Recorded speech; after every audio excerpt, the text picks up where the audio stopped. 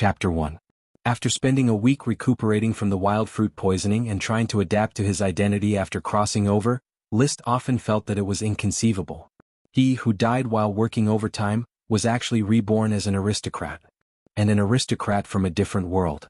This different world was somewhat similar to medieval Europe, where castles and knights dominated everything on the earth. However, it was a magical world. There were actually dragons and elves, knights who could cultivate their chi, and there were also mysterious magicians. Even List himself had cultivated the basic chi, and became a trainee knight. Beginner chi. The chi in his body flowed ceaselessly. Following his will, it flowed between his hands. Suddenly he felt his palms heat up, and a powerful force filled them. That slight tingling swelling made him feel as if he could tear tigers and leopards apart.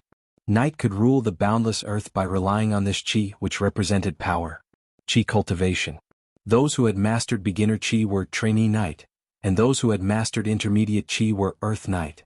List's father, the hereditary Earl of Coral Island, Lee William Tulip, was an earth knight who had mastered intermediate chi.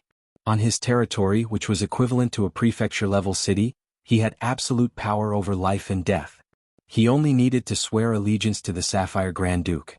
Unfortunately, as the third son of the Earl, he did not inherit the Tulip family's chi talent. Even though he was already an adult at the age of 16, he was still just a trainee knight. His brother, Levis Tulip, became an Earth Knight at the age of 13. He was now an elite among Earth Knights and could challenge 3 Earth Knights. His sister, Li Weiwei Tulip, also became an Earth Knight before reaching adulthood. There was also a half-brother, Lytton Tulip, who was 12 years old this year and was said to be about to be promoted to an Earth Knight. List inherited more of his appearance from his mother, the late Countess. He had light golden curly short hair, eyes that were as deep as sapphires, regular facial features, fair skin, and a tall figure. He was born with the air of a noble. However, his aptitude was too weak. Perhaps it was because he looked too much like his mother that the Count once had great expectations for him. The greater the expectation, the greater the disappointment. When he grew up, his father was completely disappointed in him and even showed disgust.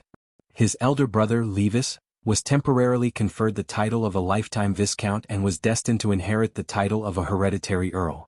His sister, Li Weiwei, was also conferred the title of Baron of Falcon Town, which was a rare occurrence. She became a hereditary dame of the Grand Duchy of Sapphire with a fief, instead of a lifetime knight with no fief. As for List, just like his sister, he was conferred the title of Baron of Flower Town, which was the most remote town of Coral Island. Levis, who had a temperament like his mother, was always soft and weak. He was bullied by his brother and sister, and after he grew up, his interaction with the Count became increasingly less, to the point that he would rather live in the Knight Academy than go home. Fortunately, he was a good-for-nothing that no one paid attention to. If I replace him, no one will notice. Moreover, I will have my own fief, hereditary title, and control the power of life and death in the territory. How wonderful. List had already overcome the initial panic and was working hard to integrate into this world. He also had to integrate and live like a native. Because in this world, transmigrators did not have many advantages. Magic and chi surpassed science. So much so that after he understood some of the situation, he felt more and more that he had to be low-key. The metal mineral deposits came entirely from dragons, and the flourishing of plants was inseparable from sprites. No dragons, no sprites. To want a farm, to want to have an industrial revolution, it was simply a fantasy. However, dragons and sprites were rare essences in the world. The Grand Duchy of Sapphire had only one dragon. The Sapphire Grand Duke's mount of 300 years ago, the Sapphire Dragon. The entire Sapphire family was established on this dragon. It was said that a dragon could live for as long as 1,000 years. In other words, the Grand Duchy of Sapphire still had 700 years of national luck to enjoy. There were more sprites than dragons, but there was a clear hierarchy. List's father, Lee William Tulip, had a tulip greater sprite, which helped the family plant a large number of tulip. As a result, the family was established, and even the family name was changed to Tulip. Greater sprites could live for 200 years. The Tulip family, barring any accidents, could still enjoy more than 150 years of prosperity. Below greater sprites were lesser sprites, which could live for 100 years. The Tulip family had 12 lesser sprites, which helped the family cultivate a variety of plants. Below lesser sprites were sprite worms, which were a kind of sprite born from plants. They had a lifespan of 10 years and could influence the growth of plants. If there was a chance within 10 years they could evolve into lesser sprites. As for the sprite worm itself, it was only by chance that one would be born from a plant. The tulip family had cultivated Coral Island for more than 20 years and had harvested more than 100 sprite worms. Counting those that had died, there were only more than 150 sprite worms. Among them, only 12 had evolved into lesser sprites. Sprites? Unfortunately, my predecessor really disgusted the count. Even Li Weiwei got a lesser sprite while I only have 4 sprite worms.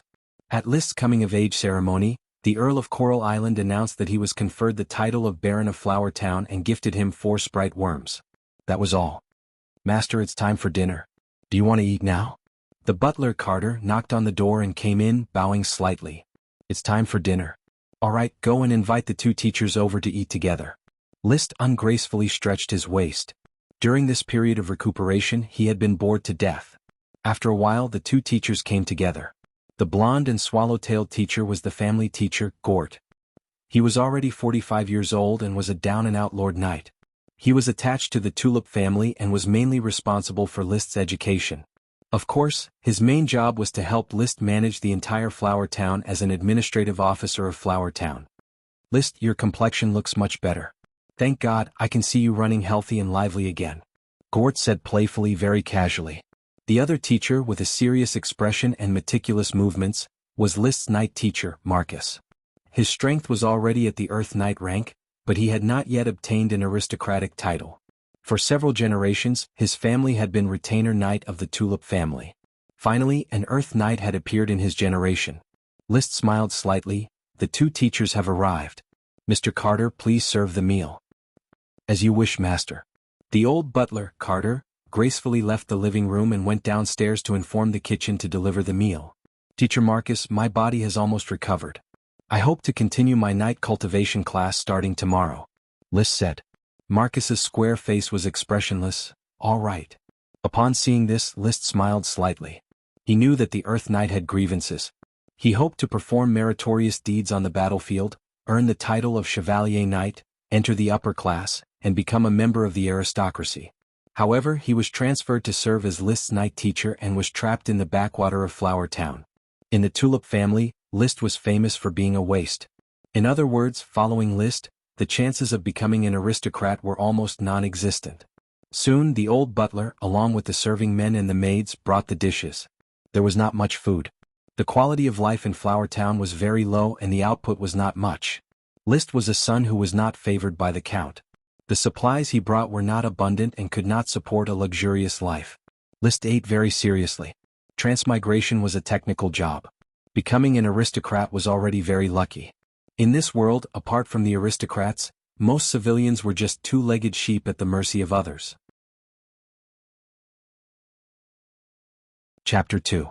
Roasted goat meat, boiled lamprey, a small portion of apple puree and snow pear slices, hopped wheat beer, and white bread made of fine wheat flour.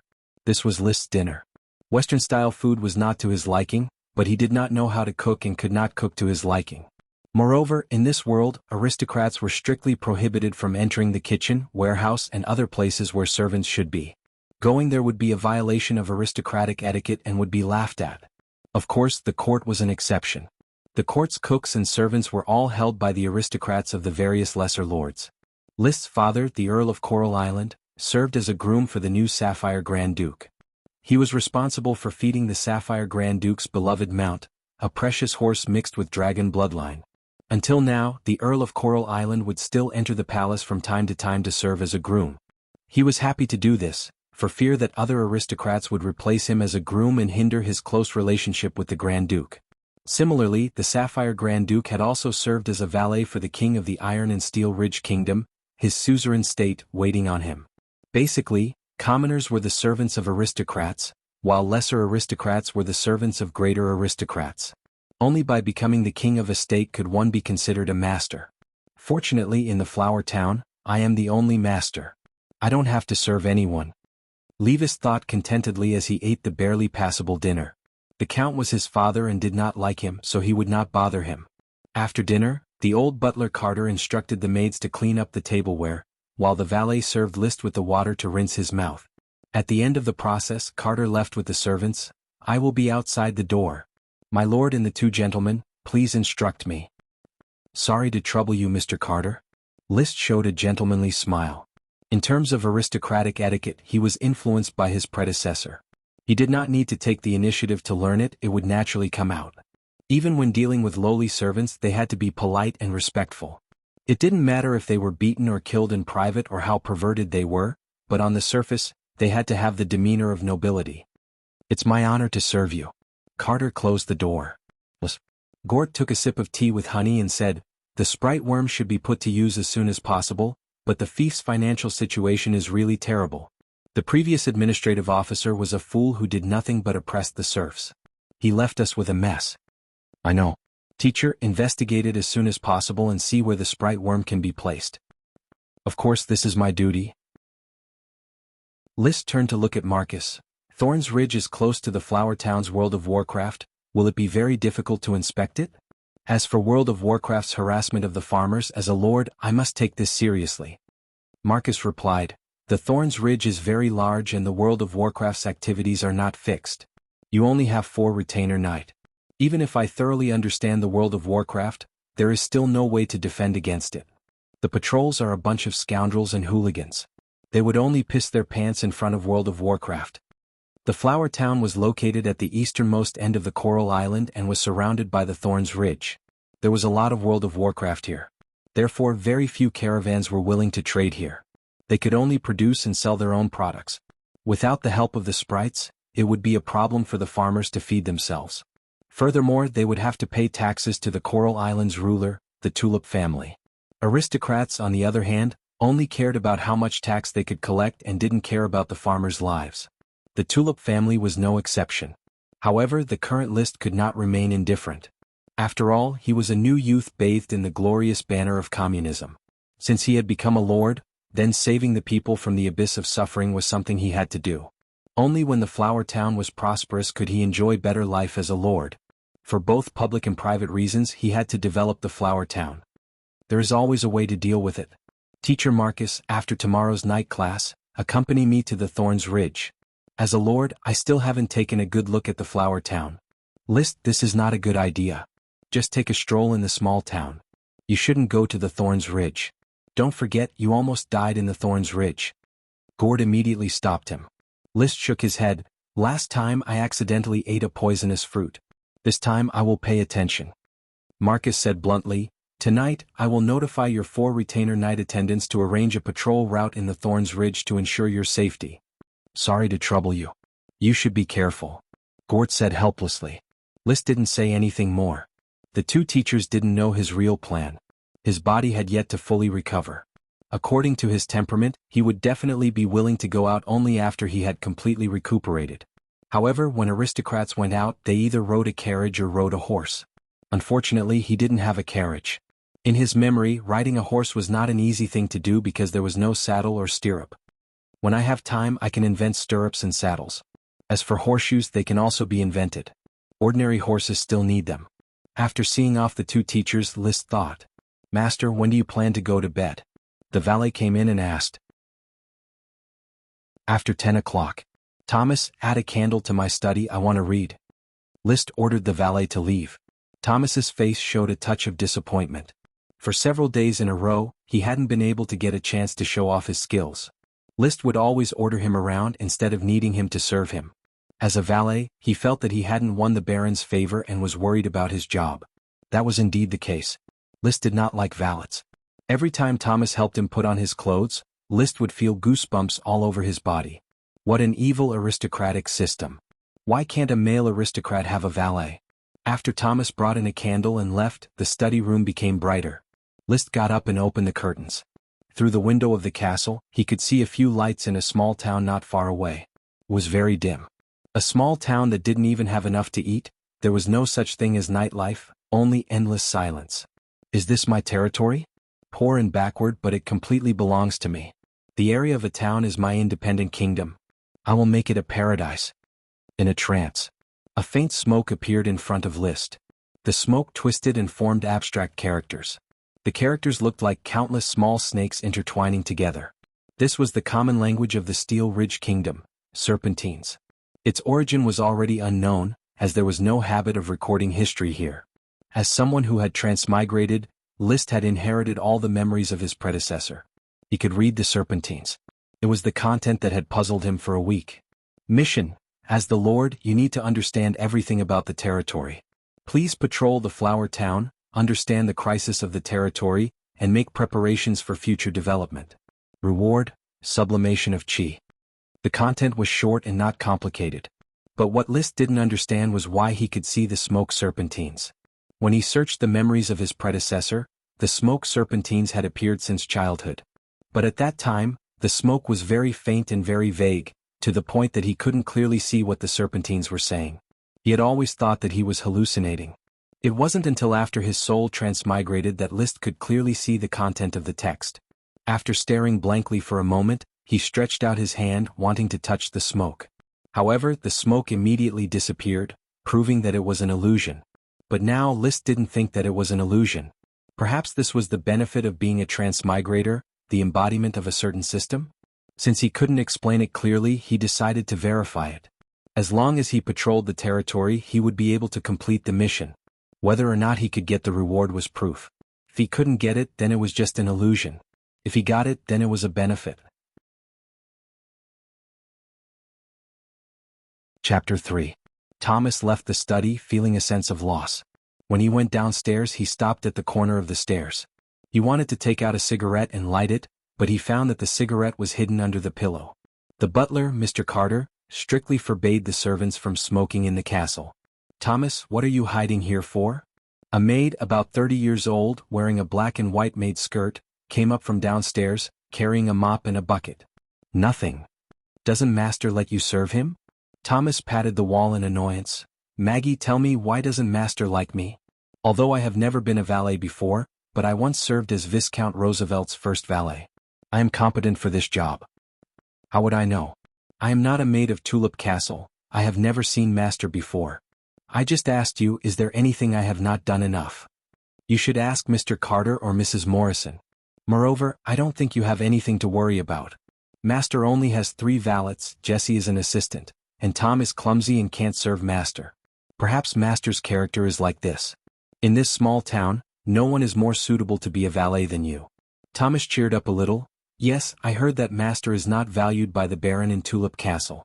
Perhaps he will just be the Flower Town Baron for the rest of his life, living in the poor countryside. Maybe. Maggie, do you regret following master here?" "I don't care. Life in the castle is bad, but it is better than going back to the farm and starving to death. I have already sold myself to master, so there is no need to think about regrets." Thomas was about to speak when someone interrupted him. "Don't you need to work?" "Thomas, Maggie, watch your behavior, don't whisper outside your bedroom and kitchen." Coming up the stairs, the person was the butler of the simple and crude castle, Carter.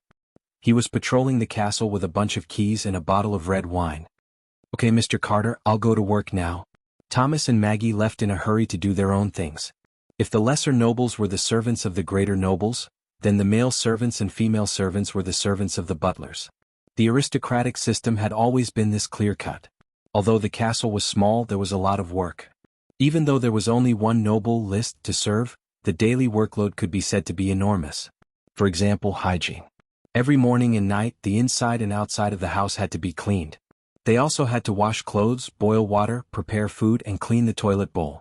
Most of the work was left to the servants. But this didn't mean that Carter didn't need to work. On the contrary, in addition to managing the servants, Carter was also responsible for welcoming guests, pouring wine, supervising the serving of dishes, receiving and sending letters, keeping the high-end tableware, managing the underground wine cellar, and taking care of the most important guests. Old Carter was already 50 years old this year. In this era where the average age was less than 55, he was already an old man. Dang dang dang. He knocked on the door of the study. "Please come in." Liszt's gentle voice sounded from inside the door. He had a steel voice that was popular in the upper class. In the Iron and Steel Ridge Kingdom and its vassal states, countless nobles were distinguished with a steel voice. Old Carter took a deep breath. In Tulip Castle, he didn't have much contact with Liszt. He was mainly responsible for one of the Count's villas. A while ago, during Liszt's coming-of-age ceremony, the Count assigned him to Liszt as a butler. His position was promoted. Being a butler was the ultimate goal of all servants. But the treatment definitely declined. However, Carter didn't have any complaints. He had sold himself to the Tulip family at the age of 15. It had been 35 years since then. He didn't marry and was alone. He had long regarded himself as a member of the Tulip family. If he could follow the descendant of the Tulip family, Baron List, and spend the last few years of his life, it would undoubtedly be a happy ending. Master, reading at night hurts your eyes. You have to pay more attention. No matter how many candles there are, they are not as good as the sunlight during the day. List smiled slightly. His eyes moved away from the thick bast paper book on the table and looked at the somewhat old butler. Mr. Carter, have you checked all the rooms? Except for the room where the servants still have to work, all the other rooms have been locked. Very good. Then let's have a drink together. List had already noticed the red wine in Carter's hand. The nobles were addicted to alcohol, so much so that it formed an unwritten custom. The master of the castle would drink a few glasses with the butler before going to bed at night and talk about the castle. List didn't like to drink, but his predecessor liked to drink, so much so that his body had a need for alcohol. However, the alcohol content here was very low. Unless he drank like crazy like beer, it would be difficult not to get drunk. Each of them had a glass of red wine. He lightly touched it. Swaying back and forth, List took a sip. Can the castle's expenses support this year's taxes? I'm afraid that it will be a bit difficult. You didn't bring much alcohol from Tulip Castle, and there isn't much wheat flour left. The flour town is very remote, so no caravans are willing to come. Even if we have gold coins, it will still be very difficult to buy wheat and alcohol. However, the good news is that there are a lot of wild fruits in the Thorns Ridge, so there is no need to worry about having no fruits to eat. List wasn't valued by the Count. When they separated, he naturally didn't get much. According to his memory, when his sister Li Weiwei separated, there were a total of 30 carriages, while he didn't even have a carriage. He only had a few horses and a team of commoners carrying some luggage. The difference in treatment was like heaven and earth. However, this was also good. He didn't have to bear too much kindness, so he didn't have to worry about how to express his closeness to the Earl of Coral Island. It won't do without wheat. List put down the glass and said in an unquestionable tone, the flour town must develop as soon as possible. The trade route must be opened. Bread was the staple food here. If there was no white bread made of wheat, then they could only eat the rough and unpalatable black bread made of rye and oats. List already couldn't eat his favorite hometown food, so he would starve to death if he couldn't eat fine white bread. Opening a trade route is not easy. The Thorns Ridge is too dangerous. You can rest assured that I will take care of it. The flour town's future will not be limited by poverty, and the castle won't be so simple that it doesn't even have a name. List said solemnly. Only a magnificent castle could have a name. Calling a simple and crude castle like List's was already praiseworthy. If it had a name, then it would be laughed at by the other aristocrats. Has the sprite worm been taken care of? It is very stable, master. That's good. The glass of wine was finished. Old Carter took his leave tactfully. Master, rest early. Good night. Good night to you as well, Mr. Carter. After Carter left, List looked at the thick bast book describing the customs and practices of the Grand Duchy of Sapphire for a while. The book was very thick, about the thickness of a dictionary. However, the content was actually very little. The thick bast book lived up to its name. Its thickness was almost as thick as pig skin. How was paper invented? List recalled. He found that he had a pretty good memory. He could clearly remember the paper-making process that he had seen on the internet. When there is time, paper will also have to be invented.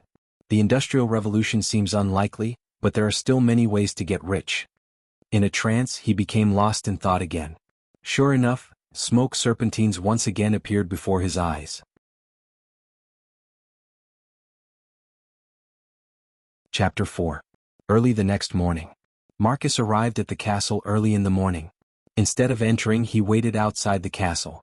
Looking at the low, dilapidated castle, his heart was cold. Perhaps he was thinking that his future was just as dilapidated as the castle. The castle was built on a slope in the southwest corner of the town. There were no tall city walls, no towering archer towers, no battlements, no wide moats, and no huge sluice gates. It was just a slightly larger two-story mansion. There were already faint cracks in the stone walls. Gradually, several tiles fell off the roof. It was unknown whether or not the roof would leak on rainy days. Reportedly, this simple and crude castle had 100 years of history. Before the Coral Island was the territory of the Sir Count, there had been aristocratic life here. Later it fell into ruin. After the Count was granted the Coral Island, he renovated the small castle and used it as a courtyard for patrolling the flower town. However, he had never lived there. Until now, Baron List lived in the small castle. As for him, an Earth Knight of the former Coral Island Orders of Chivalry, who was ambitious to render meritorious service on the battlefield, would become a frequent visitor to the small castle. Together with Baron List, he guarded the flower town, which had no gravel roads. "Mr. Marcus, good morning." Tom, a serving man carrying an empty bucket and preparing to fetch water from the town's well, greeted him respectfully. Marcus responded indifferently, "Good morning." He could not remember Tom's name, but he remembered his surname. It seemed to be Pigsty, a very typical commoner surname. Even he himself did not have an aristocratic and elegant surname. His surname was Wheel, because his grandfather was a coachman who rolled wheels every day. This was how commoners worked, they had the same surname. He envied aristocratic surnames, envied count surnames. Tulip, what a noble surname. How much effort would it take for him to change to a similar surname? All noble surnames could not be used by commoners. Flowers, gems, metals, aristocrats absolutely would not allow commoners to despise them. After a while, 4 tall men in leather armor arrived behind Marcus. "Teacher Marcus." The 4 of them greeted him. "Carl, Rome, Gray, Odin, you're here." Marcus responded one by one. These 4 were List's retainer knight. A retainer knight was not a knight, but a retainer of a knight. It was a kind of servant responsible for taking care of the knight on the battlefield. Carry the gun, lead the horse, wash the clothes, cook the meal. In essence, Marcus was also a kind of retainer knight. It was just that he was a free person, while retainer knight was a servant who sold himself. After a while, List, who was still not fully awake, walked out of the castle's slightly leaky gate. Early in the morning, List had changed into a simple training uniform. It was a simple yet elegant white color, matched with his enviable face, tall figure, and outstanding temperament. His appearance was absolutely top-notch. "Good morning, Teacher Marcus, Karl Hammerstein, Rome Winebarrel, Grey Sickle, Odin Insole, and ladies and gentlemen." Gentlemen were manservants and ladies were maids.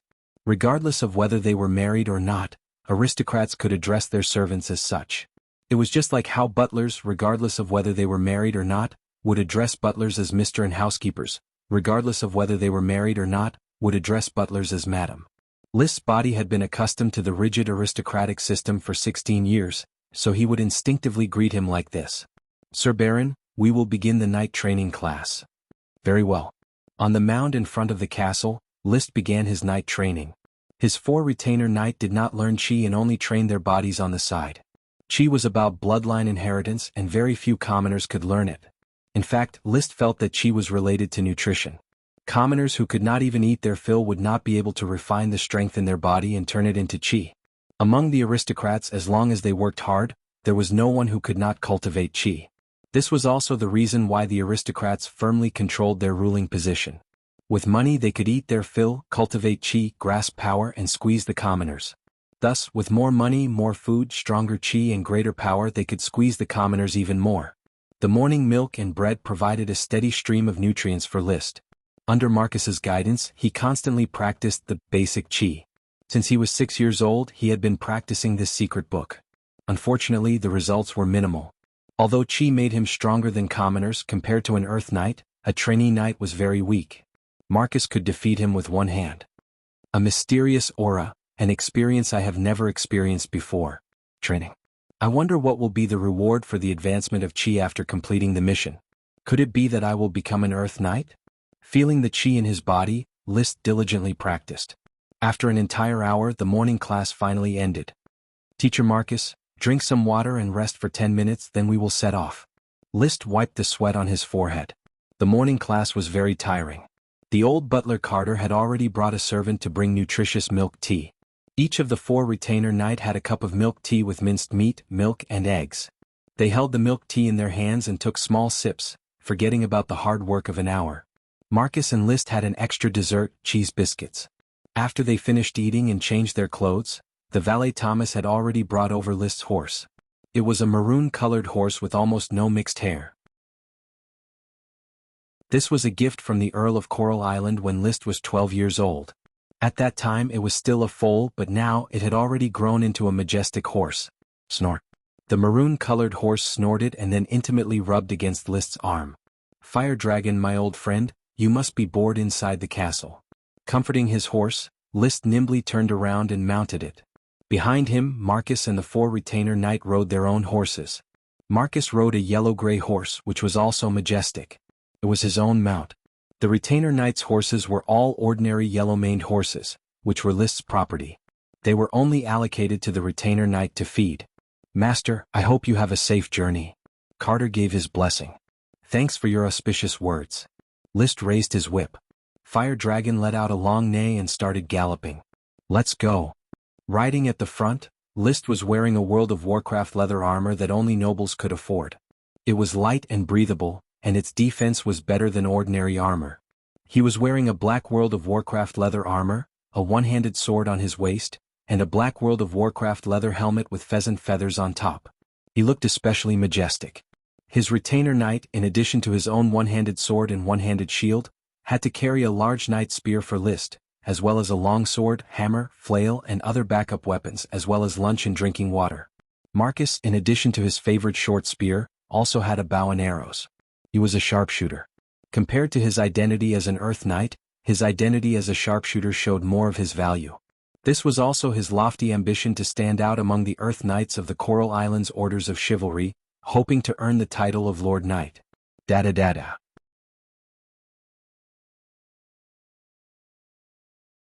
Chapter 5. The Flower Town was located in the northeast corner of the Coral Island, and its area was not small. However, List was at a loss as to how big it was. As a remote town of the Coral Island, it was simply delineated northeast of the Thorns Ridge. Its specific area was not marked. In other words, as long as it did not collide with the town southwest of the Thorns Ridge, List could delineate how big the Flower Town was. Even if he included the entire Thorns Ridge, no one could blame him. After all, the Thorns Ridge's subordinates were also not divided on the Coral Island. After more than 20 years of reclamation by the Tulip family, less than 2/3 of the Coral Island had actually been truly developed into farmland and settled down. The remaining 1/3 was barren land. The Thorns Ridge was such a barren land. The Lord's Knight needed to go on expeditions, and the barren land needed to be reclaimed by serfs and commoners. The Thorns Ridge was extremely barren and uneven, and its development value was not high. Moreover, in the face of World of Warcraft, ordinary people were just delicious food. Even hunters did not dare to rashly probe the depths of World of Warcraft. Of course, there were still some adventurers who would go hunt World of Warcraft. Every piece of flesh, every inch of fur, and every piece of flesh could be exchanged for gold coins. Riding on Fiery Dragon, List was full of enthusiasm for the inspection. Horse racing was every aristocrat's innate instinct. How big the Flower Town was depended on where his horse's hooves could reach. At this time, the horse's hooves were trotting on the town street. The street was very dirty with livestock and human excrement everywhere. Only aristocrats would build toilets. Sanitation has to be changed. List turned around and said to Marcus. Marcus could not deny it. He was not an administrative official, so he was not interested in these things.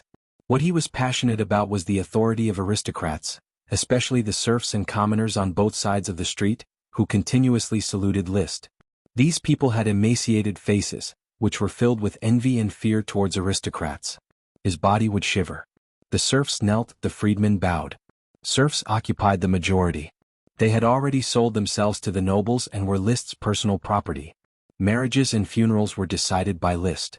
Even if List wanted to exercise his right of the first night, these serfs had to obediently comply, wash their daughters and wives and send them to the castle. There were very few free people. Most of them were craftsmen like hunters or tailors. The town was small and run down. There weren't many households. Even though all the residents had come to the two sides of the street to pay their respects, there was still no warm atmosphere.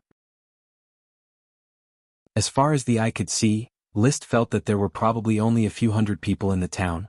It was not even as many as the students in a school. Low mud and thatched houses stretched across a large area. Most of the town's area was supported by these dilapidated houses. Even two-story houses were rare, and there were only 2 or 3 households. This time he truly felt the poverty of a commoner's life. His heart was filled with emotions. He was even more glad that he was an aristocrat. He could live in the castle and eat white bread made of fine wheat flour. Fiery Dragon quickly carried List to the end of the town's only street, which ran from north to south. With a slightly heavy heart, he followed the safe route planned by Marcus towards the Thorns Ridge. Along the way, surrounding the outskirts of the town were fields after fields of crops, most of which List couldn't name. These crops were not pleasant, they were all sickly, and there were many weeds growing along with the crops. Clearly there was no scientific management. Although this era had incredible creatures like dragons and sprites, as well as incredible divine powers like qi and magic, but its development was relatively backward. Although it was impossible to carry out an industrial revolution, but it was still very promising to introduce some scientific development methods. List was very confident in his governance of the fief and the development of the flower town. Not long after, the town was already out of sight. They left the flat land and entered a hilly area with sparse woods. This was the edge of the Thorns Ridge. Sir Baron, World of Warcraft often appears on the edge of the Thorns Ridge. I hope that you will just follow me and not advance rashly. Once they arrived, Marcus began to lead the way and instructed the 4 retainer knight, protect Sir Baron. Unless you become a corpse, do not let World of Warcraft take a step forward. Yes. Carl and the others responded loudly. They were commoners. Here, commoners did not need to go to the battlefield. Only aristocrats and knight went to war. However, although the retainer knight was a commoner, yet they still needed to go to the battlefield. As logisticians, in order to obtain better treatment, they had the responsibility to die for aristocrats. In order to avoid World of Warcraft, the group of knight could only take a detour around the edge of the Thorns Ridge. The woods were still lush. Occasionally, wild animals such as rabbits, foxes, and the like could be seen. There was not much food on the edge of the Thorns Ridge. Therefore, large beasts were rarely seen. In the spring, summer, and autumn, the food in the Thorns Ridge can satisfy the needs of World of Warcraft. Therefore, Flower Town does not often encounter World of Warcraft. However, in the winter, hungry World of Warcraft would often invade Flower Town. Every year, several unlucky fellows would end up as food for World of Warcraft. No matter how bad Marcus's mood was, he was still meticulous. Information about the Thorns Ridge came out one by one. World of Warcraft, I wonder if I can encounter one today. List had searched the memories of his predecessor and had seen several World of Warcraft. Compared to ordinary beasts, the biggest difference between World of Warcraft and ordinary beasts was that they had magic power and could release some powerful spells. Tulip Castle had also raised a small World of Warcraft, Fire Rabbit. Fire rabbits that could release small fireballs tasted delicious and had bright fur. Aristocrats liked to eat fire rabbit meat, while noblewomen liked leather clothes made of fire rabbit fur. He had also seen the fur of a powerful magic beast, the barbarian bear. The Count of Coral Island's most beloved chair was covered in the fur of a barbarian bear. The sinister bear's head was tanned and exuded an intimidating savage aura. Reportedly, in order to hunt giant bear fur, Coral Island's orders of chivalry lost 8 Earth Knights. 8 Earth Knights were enough to seriously injure orders of chivalry. Even a territorial battle might not necessarily result in so many Earth Knights dying. What's more, there were even more trainee knight deaths. Along the way, List constantly recorded the topography of the Thorns Ridge, including which places were suitable for building fortifications, irrigation works, fortresses, and farmland. This was the duty of a feudal lord with land to his name. It's lunchtime, Odin. Prepare lunch here. Yes, master. Odin in soul immediately dismounted. He found a flat area, laid a carpet on it, and then placed the rations on it. A simple lunch of bread, caviar, fruit salad, and milk tea was prepared. There was also goat jerky for List.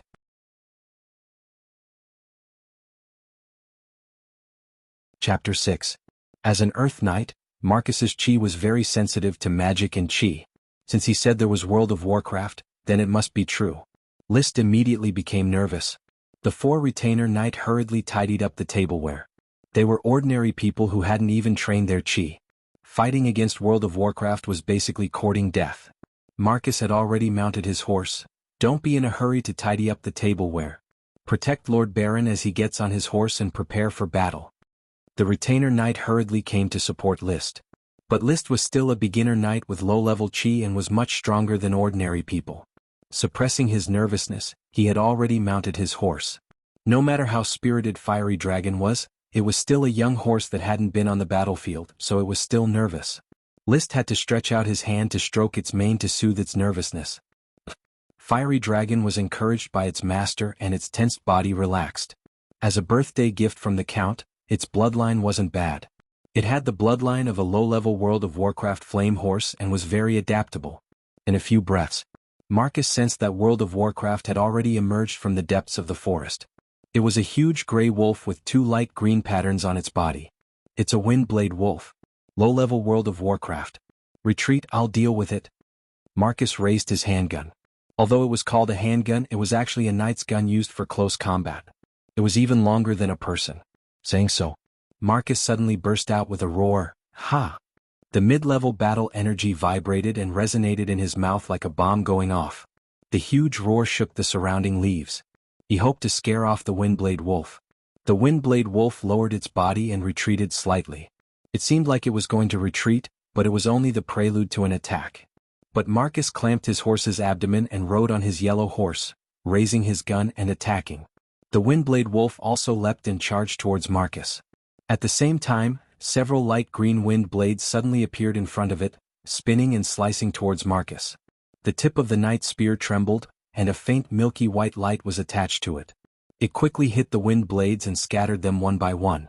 After that, Marcus swung his spear behind him. The knight's spear drew an oval trajectory as it sprinted from the other side, accurately hitting the leaping Windblade Wolf. In the face of danger, the Windblade Wolf twisted its body and dodged the knight's spear. However, it was cut by the milky white light of the spear, causing it to bleed profusely. As soon as he landed, a few wind blades shot out randomly. Marcus became one with his horse and dodged the wind blades by a hair's breadth. At this moment he had already pulled away from the Windblade Wolf. He charged forward a few times, wanting to engage in close combat. However, the Windblade Wolves were very smart. They kept a distance from him and released wind blades to wear him down. Another difference between World of Warcraft and normal beasts was their intelligence. Such a war of attrition was nothing compared to World of Warcraft's high mana regeneration. However, the knight's Do Chi couldn't last long. However, Marcus used his strength to prove himself. Why did he have the confidence to go to the battlefield and fight for the noble honor of a Lord Knight? He hung up the knight's spear, turned around and pulled out the bow on his back. He shot 2 arrows at once. The arrows infused with Do Chi shot out like lightning. A look of disdain flashed in the Windblade Wolf's eyes. It only needed to slightly twist its waist to avoid the arrow's attack range. However, in the next moment, the Windblade Wolf's disdain turned into fear. The 2 arrows actually collided with each other in the air and quickly changed direction, fiercely stabbing into the Windblade Wolf's back. Such profound archery as expected of a godly archer from orders of chivalry. List, who was watching the battle, exclaimed in admiration. His nervousness had already faded. With this kind of Earth Knight protecting him, he could freely slack off at the side. The life of a lord was good. He didn't need to waste any effort to deal with the situation. He had servants to serve him in daily life, and a knight to fight for him on the battlefield.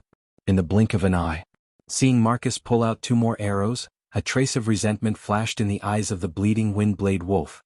It unexpectedly turned around and fled into the jungle, disappearing from everyone's line of sight in the blink of an eye.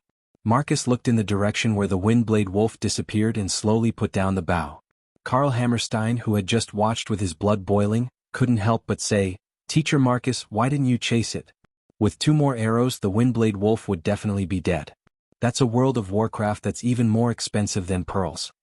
World of Warcraft isn't the only Windblade Wolf in the Thorns Ridge. Moreover, it doesn't seem to be seriously injured. It just surrounded Ong and lured us in. It definitely has companions waiting for it in the jungle. If you're not afraid of death, you can go ahead and chase it, Marcus said coldly. Karl Hammerstein scratched his head, embarrassed and not daring to speak. Marcus ignored him and said to List, "Sir Baron, it's dangerous here, let's go." List readily accepted the advice. Patrolling the territory was only for the mission, he wasn't willing to face danger.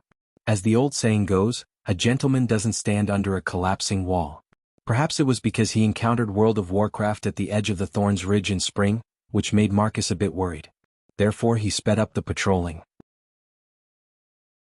On the way, List curiously asked, "Teacher Marcus, your archery is very powerful. It can even refract. What archery is that?" Double arrow strike is an advanced technique of ordinary archery. It can only be used as a guide with chi. This archery is very cool and very practical. Teacher Marcus, when will you teach me archery? List was very envious. Marcus did not respond enthusiastically. The advanced technique of archery requires the release of chi. Before becoming an Earth Knight, what Sir Baron needs to do first is to polish and strengthen his chi and learn the combat techniques of a knight, not the fancy archery. "Alright, wait until I advance to an Earth Knight, then I will learn archery," List said. After completing the mission and obtaining the chi advancement reward, It might be the moment he advanced to an Earth Knight. During the next 3 hours of the journey, they didn't encounter World of Warcraft again. After patrolling the Thorns Ridge, they arrived at the other side of the Flower Town, the Azure Wave Sea.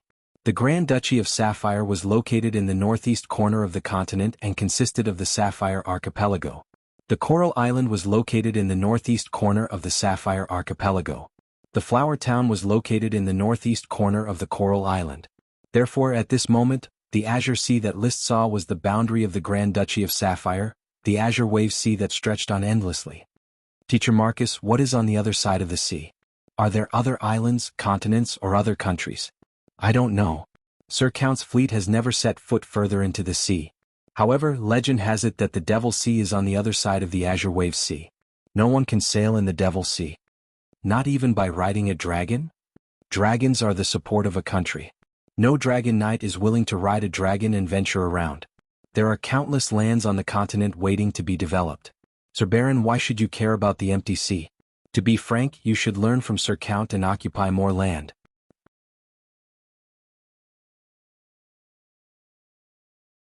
Chapter 7. Sea water with nothing? List didn't know whether he should laugh or not. In his hometown, the competition in the sea was not much less than the competition on land. A blue water navy was the ambition of every country. The resources in the sea were not much less than those on land. Moreover, compared to the resources on land, the majority of the resources in the sea were undeveloped. Just casually scooping them up was a treasure. Deep-sea oil, methane hydrate, manganese nodules, polymetallic sulfides, and cobalt-rich crusts were all treasures. In this world, he didn't dare to determine whether or not there were mineral deposits hidden under the sea. After all, according to the information he currently had, gems and metals could only be produced by dragons. However, the fishery resources in the sea were absolutely immeasurably huge. In the Grand Duchy of Sapphire, there was a lot of uncultivated land and a severe shortage of manpower. There was not even enough land for farming, let alone developing the fishery. However, there was a crucial problem. The elves were in the hands of the aristocrats, so they could not influence so much arable land, resulting in very little arable land. Take the Flower Town for example. The area of arable land was not small, but the number of people it could support was very small. The smaller the population, the more they were bound to the land by the aristocrats and the aristocratic system. They had to help the aristocrats farm, collect large amounts of taxes, and support the aristocrats' extravagant lifestyle. The development direction of the Flower Town is this azure aquamarine sea. List was on fire. As long as there was a fishery nearby, then there would be a steady supply of food. Only when the commoners were full could they work hard to have children. Only when the population was large could they collect more taxes. Only when the taxes were large could they live a better life. Of course, this was not the most urgent matter. The development of the fishery was inseparable from ships. There was still a long way to go before the Flower Town could build ships. With his meager savings he could not buy many ships. Let's go. After patrolling the last stretch of the border we will go back. Lightly raising the horsewhip, Fiery Dragon neighed and galloped along the sandy shore of the Azure Sea. The sand and stones were pale yellow and clean. Occasionally there were large trees that looked like coconut trees growing, blocking the afternoon sunlight and casting shade over and over again. After a bit of development, it would become a perfect summer resort. After patrolling the beach, they returned to the starting point at the edge of the Thorns Ridge. List officially completed his mission of patrolling the Flower Town's territory. The group rushed to the castle. After saluting, Marcus and the 4 retainer knights took their leave and went home. They were in a small town and had their own house. The castle was just a place where List and his servants lived. Master, seeing that you have returned safely, my heart is at ease. The old butler, Carter, led the servants and lined up to welcome List's return. In my territory, even if it's World of Warcraft, I still have to restrain myself, List joked. Mr. Carter, is everything all right in the castle? Of course. That's good. Mrs. Morrison, help me prepare the bath water. I need to take a bath. Yes, master. Mrs. Morrison was almost 40 years old and had never married. She had been working in Tulip Castle and was now in charge of all the maids in List Castle. Although it was said to be all the maids, there were actually only 3. And in the castle there were only 10 servants in total. The butler, Carter, was in charge of all the affairs in the castle and could be considered as List's confidant. The female butler, Mawson Patty, was in charge of all the maids and assisted Carter in managing the daily affairs of the castle. The cook, Abby Ladle, was in charge of everything in the kitchen. The male servants were the valet, Thomas Scissors, the ordinary male servant, Tom Pigsty, and the assistant male servant, Jessie Ricewater. The female servants were the ordinary maids, Maggie Threadhead, Debbie Window, and Mike John Oxtail. There was also the cook's assistant, also a maid but under Abby's command. Her name was Irene Four Fingers. Four Fingers, a very strange surname. Perhaps her ancestor only had 4 fingers, so when he registered his surname, he used 4 fingers. Don't expect an illiterate commoner who lived in the countryside all his life and almost never went far to come up with a nice surname. The nobles also did not allow them to have nice surnames. With Thomas's help, List took off his leather armor and went upstairs. The old butler Carter immediately said loudly, "Jessie, take the master's flaming dragon horse away. Remember to add more beans when feeding it. It has been working hard all day. Abby, go to the kitchen to prepare dinner. Tonight we should add an extra portion of roast meat for the master. Mrs. Morrison, remember to bring the maids to prepare the master's bath water. Tom still has to go to town to fetch water. Thomas, you have to clean the master's leather armor." "Yes, Mr. Carter," the servants answered. Carter nodded in satisfaction. Although the castle was small, the servants were few and the living conditions were poor, he was the butler here. He managed all the daily affairs of the castle and was the master's right-hand man. He liked this comfort and power. The temperature of the bath water was just right. Although they were not the skilled maids of Tulip Castle, under the command of Mrs. Morrison, these newly sold maids had already adapted well to their work. List lay in the bathtub enjoying the feeling of soaking in the warm water. It was not that he had not thought of creating equality for everyone, so that the people of this world could feel the light of democracy in a civilized society. But he was very clear that these servants relied on their survival as servants of the nobles. Only by relying on the protection of the nobles could they survive. Without the servant job and identity, their lives were likely to be even more miserable when they returned to the fields. There were many serfs and freedmen who starved to death every year. In the castle, as long as they did not encounter a perverted lord, they at least did not have to worry about food and clothing. Once they struggled to the level of a butler, it was the highest identity that a commoner could hope for. "I never thought that one day I, List, would have so many people counting on me to live." His thoughts wandered. He began to be lost in thought. Soon, smoke serpentines appeared before his eyes. The serpentines changed. They were no longer the previous text but new text. Mission completed. Reward, Chi upgrade. List was excited. He was ready to receive his reward, but he suddenly discovered that he did not know how to receive his reward. Just as he was about to study how to receive his reward, the serpentines before his eyes scattered into smoke, before quickly forming new serpentines. Mission: a serious crisis has occurred in the territory's peanut settlement. A large area of the peanut fields has undergone an unknown mutation. The farmers are helpless and are about to experience a decrease in production. As the Lord, you should resolve the problem. Reward: a sprite worm. Oh, a new mission. The reward is a sprite worm. This is a good thing. List was happy at first, but then he became depressed. But what about the reward for the previous task? Where is the advancement of Chi? Who can tell me how to receive this reward? At this moment, List was vexed. He sensed that there was no change in his Chi. He tossed and turned until the water turned cold, yet he still did not receive the mission reward. It was to the extent that he seriously suspected that he was hallucinating. The smoke simply did not exist. After putting on his clothes, he walked out of the bathroom. List had a gloomy face, causing Thomas, who was waiting outside, to let his imagination run wild. "Master, your complexion is not good, is it?" "I'm fine. You go ahead with your work. I'm going to the study to read."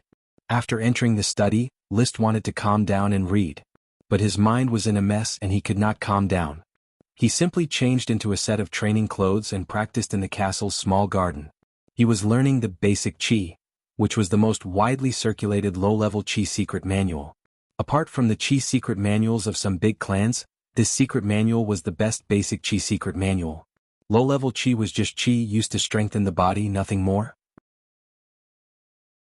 After completing the set of movements and venting out his resentment, he finally felt a bit better, and his mood gradually calmed down. At this moment, a cool breeze blew past. List's eyes suddenly shone, as if an inspiration had flashed through his mind, allowing him to grasp it. Immediately afterward, he once again performed all the training movements of the basic Chi. When he finished this time, The low-level qi inside his body seemed to have reached a critical point and began to transform. It gushed out from the invisible meridians and poured into every cell in his body. Qi upgrade.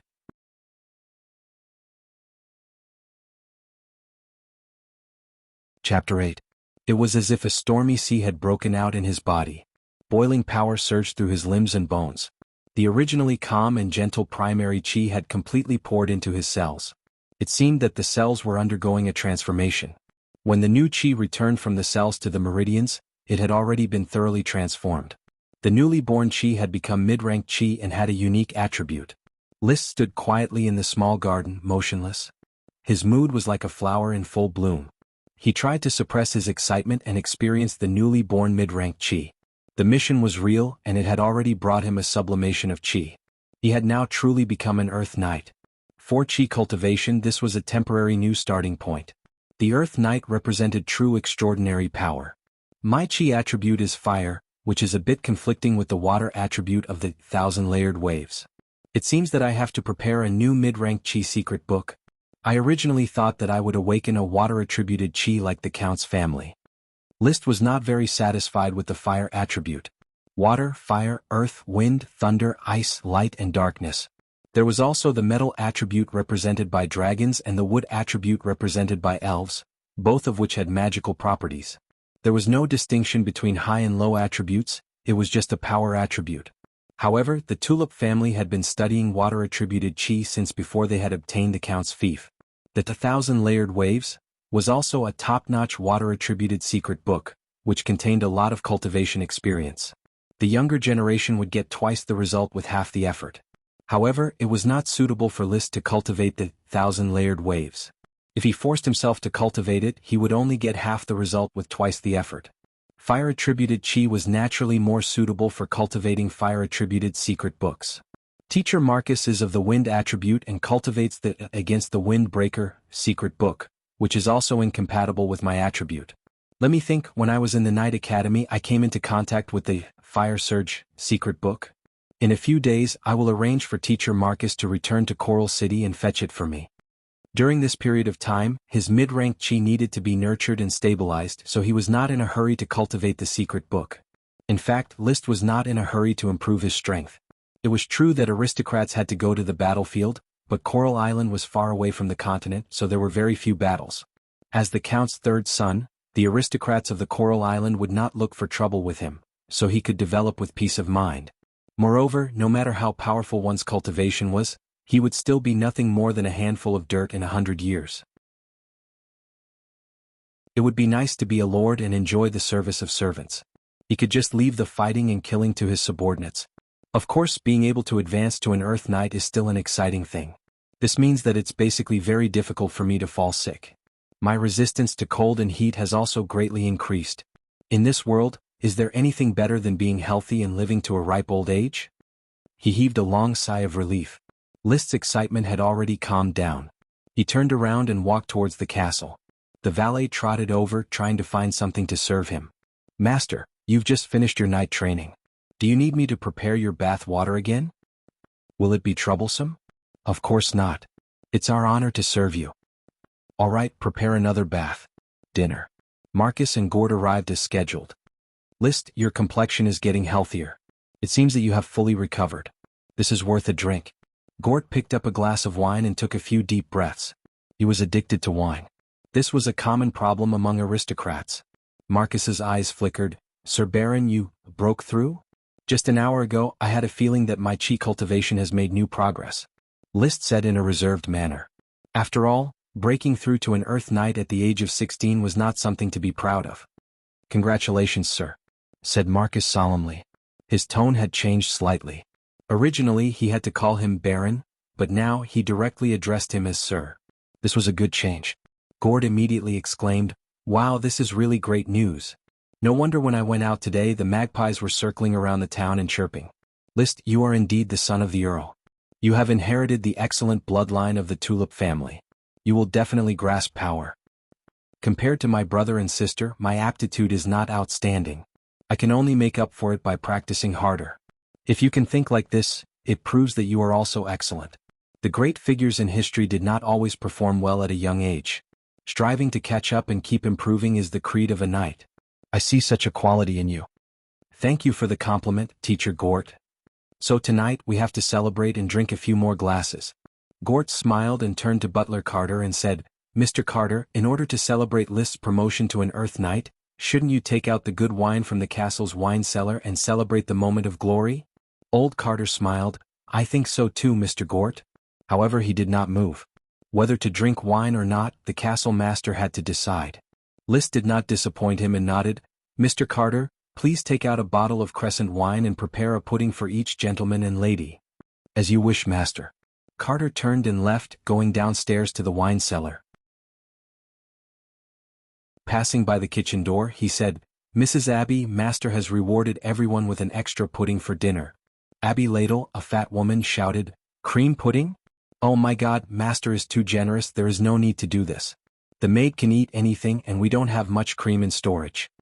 The kitchen maid Irene, who was mopping the floor, raised her head expectantly, Mr. Carter, can the kitchen maid also add a pudding? Of course, today is a joyous day, master has advanced to an Earth Knight. Oh my God, master is so great.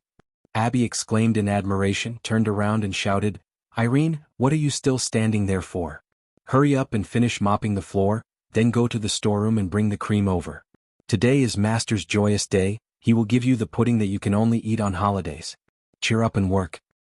Got it, Mrs. Abby, praised master. Crescent wine. It was a specialty of Coral Island, brewed from grapes picked on the first new moon in autumn. Tulip Castle had a grape lesser. Among the grapes grown, there was a special variety used to make wine. The taste was not as good, but the wine brewed was sweet and piercingly cold. It was a superior wine, famous in the Grand Duchy of Sapphire.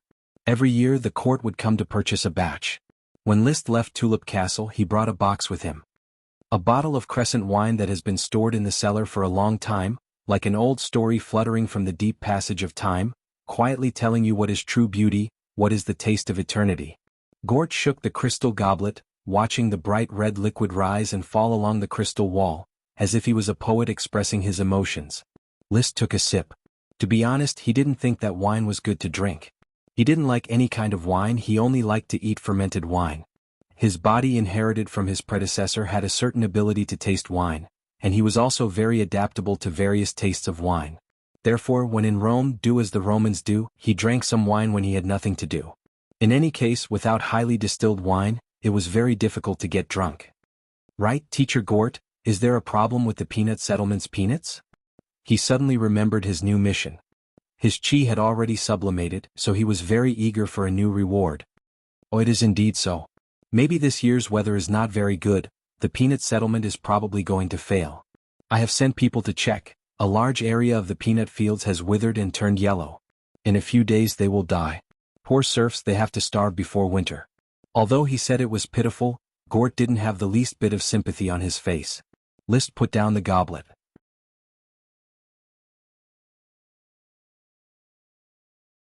Chapter 9.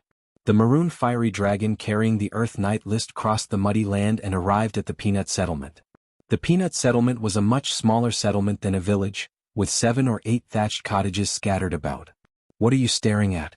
Seeing that Sir Lord has arrived, why aren't you kneeling and saluting? The town's clerks nimbly knocked on the doors of every peasant household. The people living here were all serfs. They came out of the leaky houses, their faces numb from the oppression of life. They stood woodenly at the doorway, not knowing what to do. Only after being berated by the clerks did they kneel on the ground and salute in List's direction. The actions of adults were all numb. Only a few bare-bottomed children raised their heads from time to time, sizing up List with their dirty but bright big eyes. Then, an adult would slap them on the head, making them kneel on the ground with their foreheads almost touching the ground. Who is the supervisor of the peanut settlement? List asked. Gort sat on his horse as if this matter had nothing to do with him. He did not know who the person in charge of the peanut settlement was. A clerk answered, in reply to Sir, it is the lame elder George. Invite him over. The clerk quickly dragged an old man who had a limp leg and could not walk properly over. The old man was wearing patched clothes, his withered body looking like a lamp that could go out at any time. Sir Lord, Elder George is here. The clerk shoved the old man, seemingly wanting the old man to salute. However, the old man looked very nervous, standing woodenly, not knowing what to do. List waved his hand, having the clerk withdraw. He said mildly, "Elder George, don't be nervous. I am the Flower Town's Lord, Baron List Tulip. I heard that there is a problem with the peanut settlement's peanuts. Take us to the fields and see if we can solve the problem." "Oh, Baron. Sir Lord." Elder George stammered nervously. "I'll lead the way. Thank God, the peanut settlement is saved. Sir Lord has come to save us." Elder George was so excited that he could even walk with the wind. List had inspected the farmland before, but he had only stood outside and glanced at it. Only now did he really look at the farmland carefully. Because they were all serfs' fields, there were no ridges.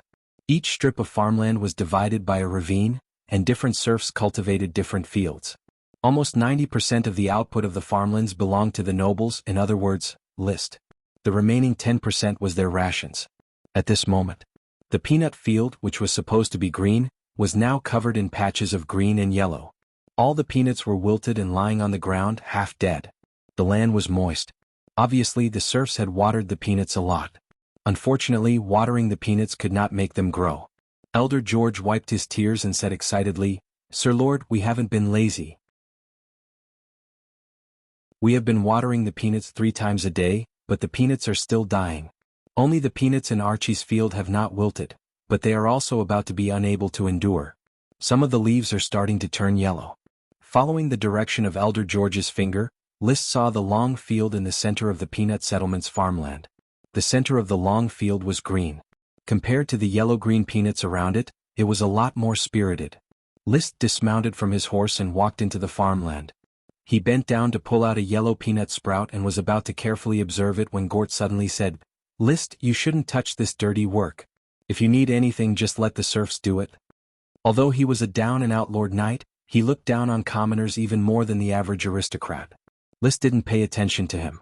Instead, he repeatedly observed the peanut sprout in his hand to determine the cause. He wasn't an agronomist, but he had farmed when he was a child and was no stranger to agriculture. The peanuts of the two worlds were similar in some aspects, but also unfamiliar in some aspects. However, he could basically determine that the peanut sprout in his hand was malnourished, resulting in its current state. "Do you use ash or dung to water the fields?" "What?" Elder George was puzzled. "Sir Lord, we have watered them 3 times a day." List asked, "Don't you use fertilizer?" Elder George stared blankly for a moment before asking in reply, "What is fertilizer?" He doesn't even know what fertilizer is. List was speechless. "How do you grow peanuts?" Elder George rambled on for a long time. Basically, the weeds that grew in autumn and winter were burned down the following year, and then the peanuts were planted. After planting, they were watered and weeded. Generation after generation they were planted in this way, but the harvest was especially low. Only the aristocrats could use sprites to influence the growth of plants and achieve the goal of high yields. List understood. List could not help but shake his head. Without fertilizer, even the best land would become barren after planting it a few times. The vast farmland before his eyes was about to become barren. It was no wonder the peanuts were dying, they were starving to death. But then List became doubtful. Why are the peanuts not starving to death before? According to Elder George, they planted it every year, and apart from droughts and floods, there had never been any similar phenomenon.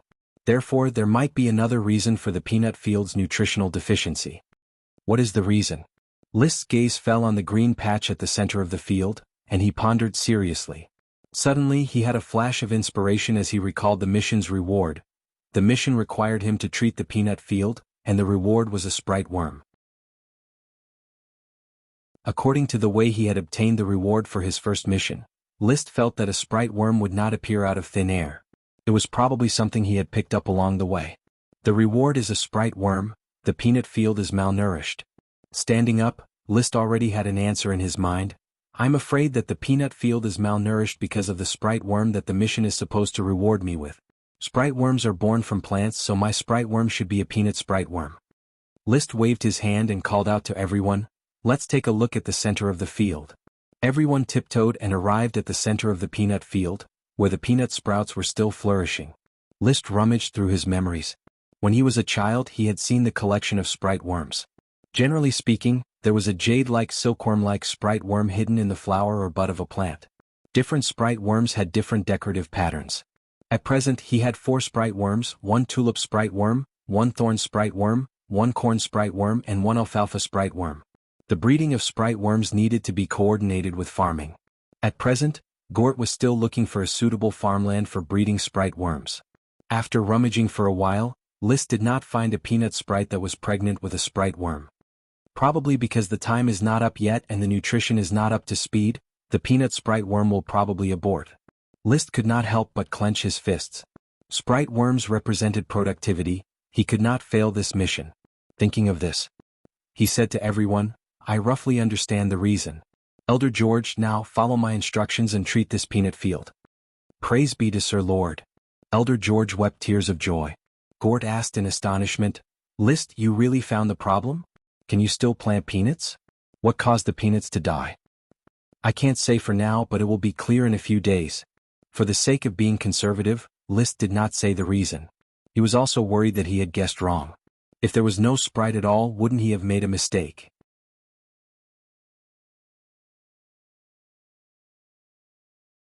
Chapter 10. The germination of sprite worms required a lot of nutrients.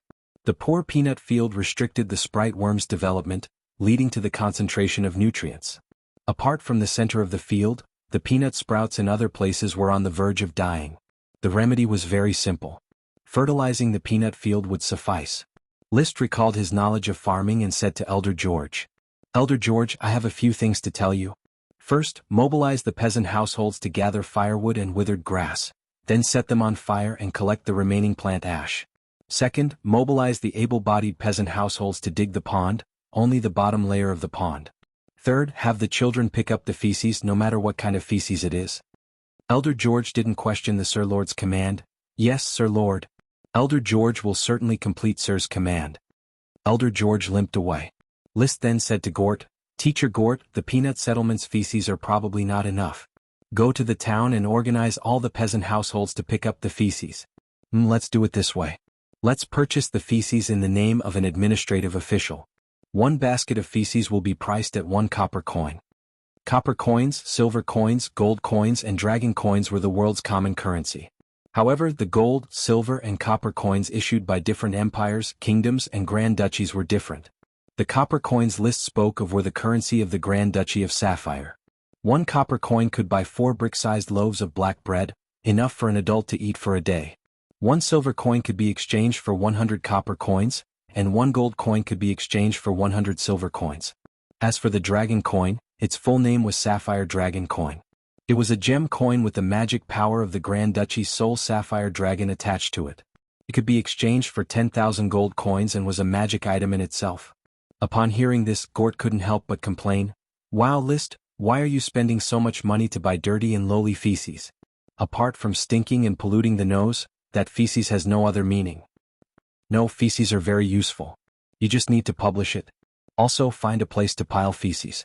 It's best if it's a wasteland far away from the wind. List understood the value of feces very well. In this era where there were no chemical fertilizers and there were not enough elves, the best source of fertilizer for farming was feces. As a landlord who owned all the land in the flower town, List had to plant a lot of fields, so there had to be plenty of fertilizer. Moreover, he did not want his own town to be littered with feces and urine. That kind of environment was simply trampling on civilization. He was prepared to buy feces for a long time. Firstly, it was for composting, and secondly, it was for sanitation. It was impossible to promote toilets for the time being. Buying feces was the most cost-effective and labor-saving method. But this price is too high. 1 copper coin should buy 10 baskets, no 20 baskets. Just do as I say, Teacher Gort. List's tone was slightly stern. Only then did Gort stop complaining and spread his hands. As you wish. In this day and age, the Lord was the authority. No one dared to shirk List's orders. Therefore the clerks and the serfs acted very quickly. The pond mud, feces, and plant ashes that he wanted were already piled up in the peanut settlement. Very good. Elder George, take some people and mix these things together.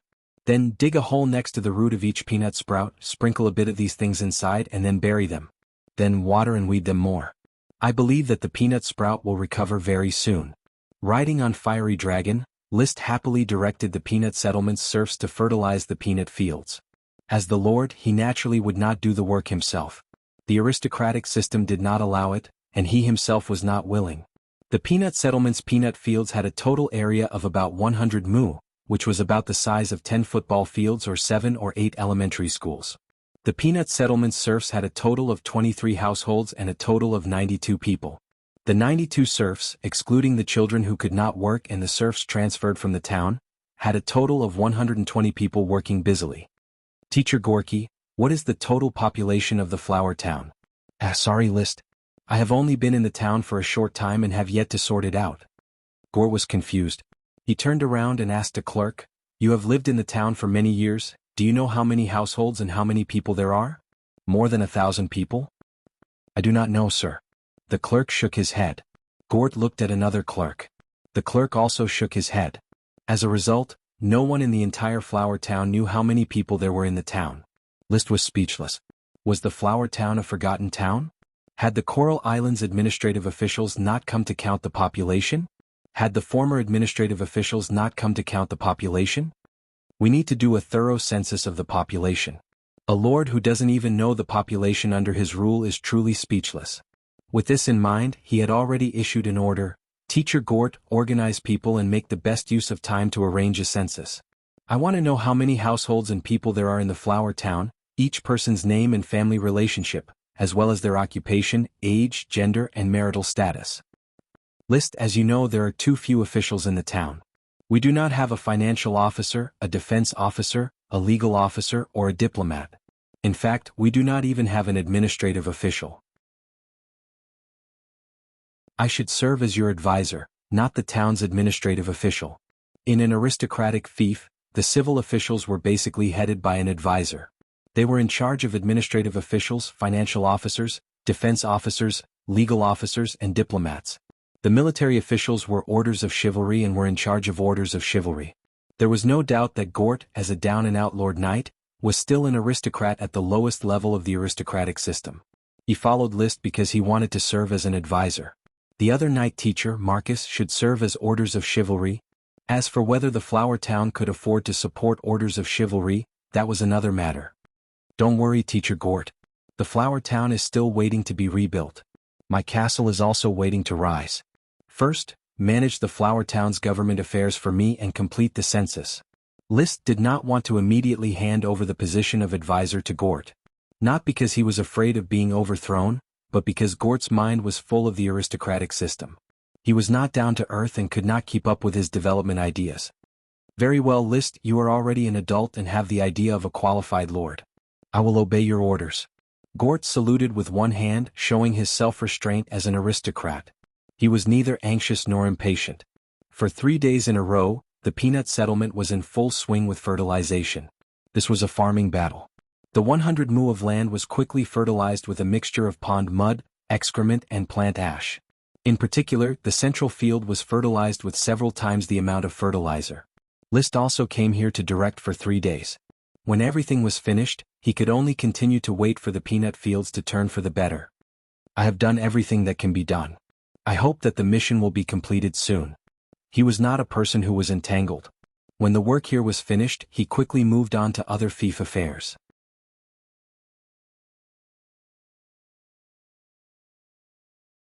Chapter 11. Teacher Gort, how is the progress in finding a suitable place to settle the sprite worms? They have been asleep for a month. I hope to revive them as soon as possible rather than consume their potential. Sprite worms were magical little creatures. They could recognize their master. So long as they bit a finger and used a drop of blood as a guide, a magic contract could be established. They were the spirits of nature, the essence of plants, and also the emissaries of magic. By planting their worm stalks, they could influence the growth of the surrounding plants. The worm stalk was the plant that gave birth to sprite worms. It could be regarded as a life-bound magic treasure belonging to the sprite worm. It could be stored and released. It could be planted and dormant. The growth of the worm stalk was the growth of the sprite worm. Once the worm stalk died, the sprite worm would also die. Currently, the worm stalks were in the stomachs of the 4 sprite worms. Without nourishment, the sprite worms could only sleep. This was not only a waste of productivity, but also a delay in the evolution of sprite worms. No sprite worm could evolve into a lesser sprite just by sleeping. They had to constantly absorb nutrients and influence the growth of crops in order to evolve. Despite the low hopes, List still wanted to try whether his sprite worm could evolve into a lesser sprite. Gort replied, "The alfalfa worm is suitable to be planted in the dairy farm. There is a large grassland there. It should be possible to change the grass species to alfalfa.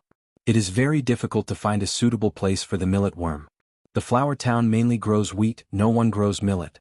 Tulip worm is naturally to be planted in the flower farm, even though that place is almost deserted. As for the thorn sprite worm list, you know that this worm has no value. I don't care if it has value or not. What I need is for them to have a field to grow. I can plant alfalfa and tulip worms first. The lazy serfs should start moving. However, list, I need manpower. The clerks are lazy fellows, they can't get anything done. You can enlist the town's commoners at will. The castle will pay their salaries. Heavens, the castle pays salaries? You are truly a generous lord.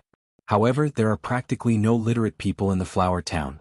You also want me to organize a census. They can't even write their own names. I can guarantee that they can't do anything. You can't count on the commoners. This was a problem.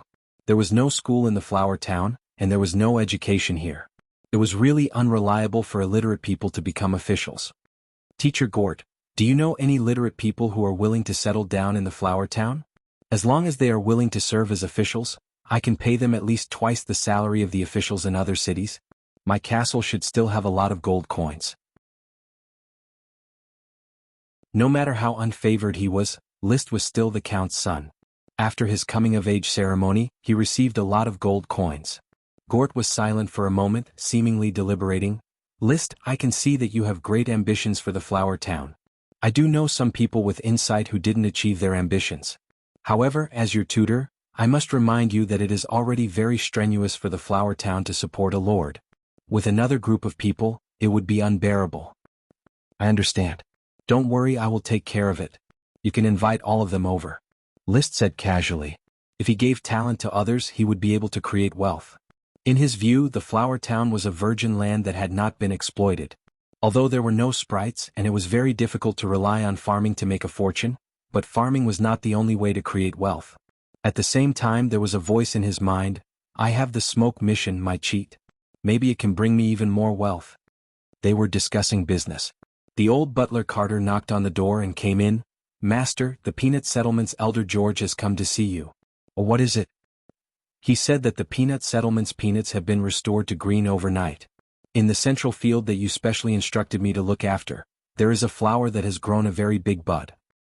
Is that so? Let him in. List was very pleasantly surprised. He had not expected that the peanut field would be restored to normal after applying fertilizer. He almost couldn't wait to find a place to stare blankly and see if the smoke mission had been updated. By the time Elder George nervously tiptoed into the castle, List had already regained his calm. Elder George, tell me about the peanut settlement in detail. Yes, so Lord.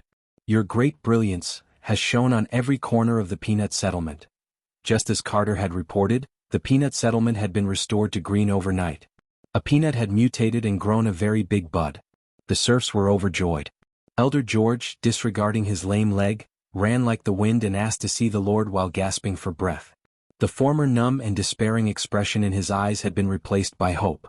Gort had already reacted, his mouth wide open. Oh heavens! List, this, could it be that the peanut field has given birth to a peanut sprite? List smiled faintly, it is very likely. Oh heavens! List, you are truly a heaven-favored aristocrat. For such a remote rural town like the flower town to actually give birth to a sprite worm, incredible. Whether it is incredible or not, we will know once we take a look. Mr. Carter, prepare a horse for me, I want to go to the peanut settlement. As you wish, master. At the castle gate, List and Gort mounted their respective mounts.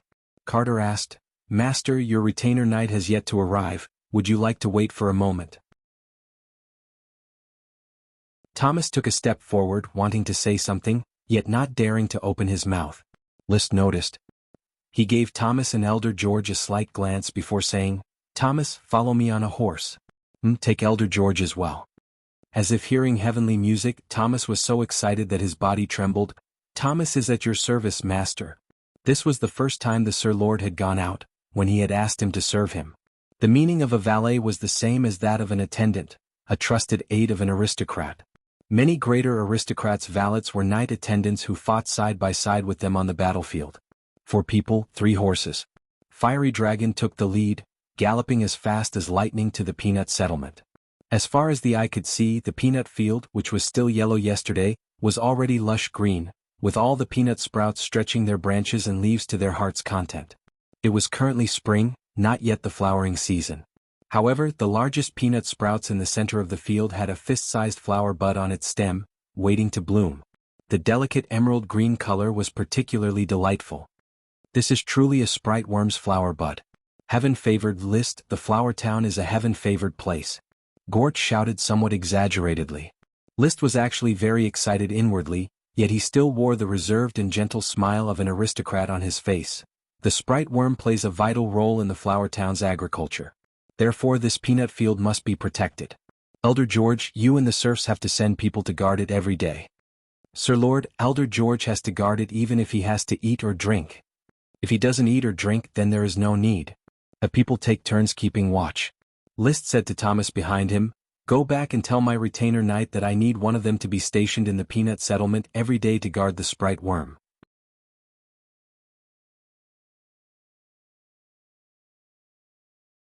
Chapter 12. As the sprite worm had yet to be born, it was impossible for List to foolishly wait here. Therefore, after arranging for someone to keep watch, he returned to the castle. The flower town only had contact with the outside world through the Thorns Ridge. Very few people came and went. Only when the count came to collect taxes would a caravan follow the night team. Now that the flower town had become List's territory, with no one coming to collect taxes, the caravans might not be willing to come.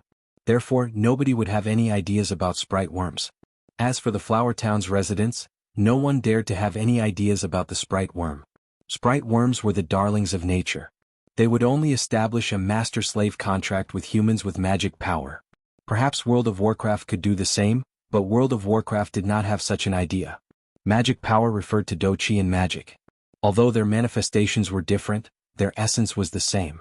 In Flower Town there were only 3 people with magic power: List, Marcus, and Gort.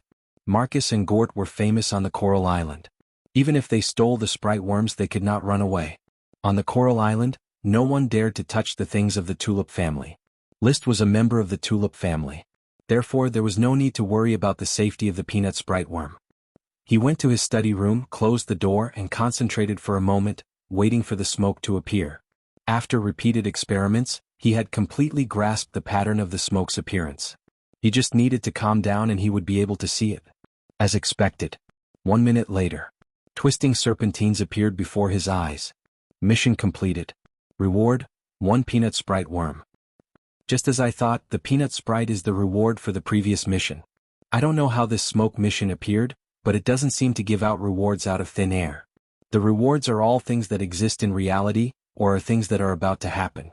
The improvement of my fighting aura is probably a result of my accumulation, and the peanut sprite should have appeared in the first place. However, without the smoke mission these rewards would probably be wasted. He reckoned that he would still be a trainee knight, and the peanut sprite worm would also quietly die. At this time, the twisted smoke serpentines had already appeared. Quest: how can the lord of a territory not even know the number of citizens? Please complete a census of the territory and understand the basic situation of the citizens. Reward: new type of tulip. Census? Isn't that what I was planning to do? It seems that the smoke mission is updating the content according to my actual situation. A new type of tulip, what does this mean? Is it going to give me a magic potion? List guessed. The tulip family grew stronger because of tulip. Tulips were not only a kind of flower but also a magic ingredient. A medicinal ingredient with magic power.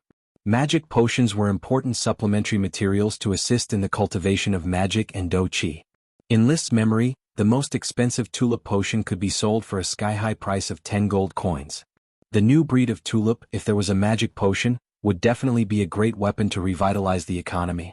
Even if it wasn't a magic potion, contributing it to the tulip castle and allowing the great tulip elves of the family to assimilate it would also increase the great elves' evolution and development potential.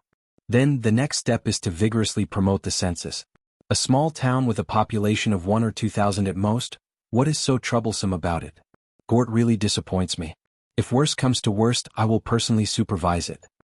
A population of 1 or 2,000 was not much compared to a school in List's hometown. List, who had been the president of the Academy's student council, had a lot of confidence in his own abilities. But for Gort this was an extremely tricky task. At the time of the handover, he had asked the former administrative officer, a knight sent by the Sir Count. The knight had only done one thing in the flower town, that was collecting taxes. The knight didn't care about anything else. Even the knight himself hardly ever came to the flower town. He let his retainer knight manage it on his behalf. The retainer knight also only did one thing, collect taxes. He didn't care about anything else. The flower town's taxes included peanuts, milk, wheat, barley, oats, tomatoes, and tulip. The Earl of Coral Island collected taxes every 3 months, taking away most of the crops that the flower town didn't produce. After collecting taxes, the knight no longer cared about the flower town. How could a remote and desolate place compare to the bustling coral city? Therefore, Gort sat in the dilapidated administrative office room and looked at his 4 clerks and 6 patrolmen. He felt that the census was an impossible task.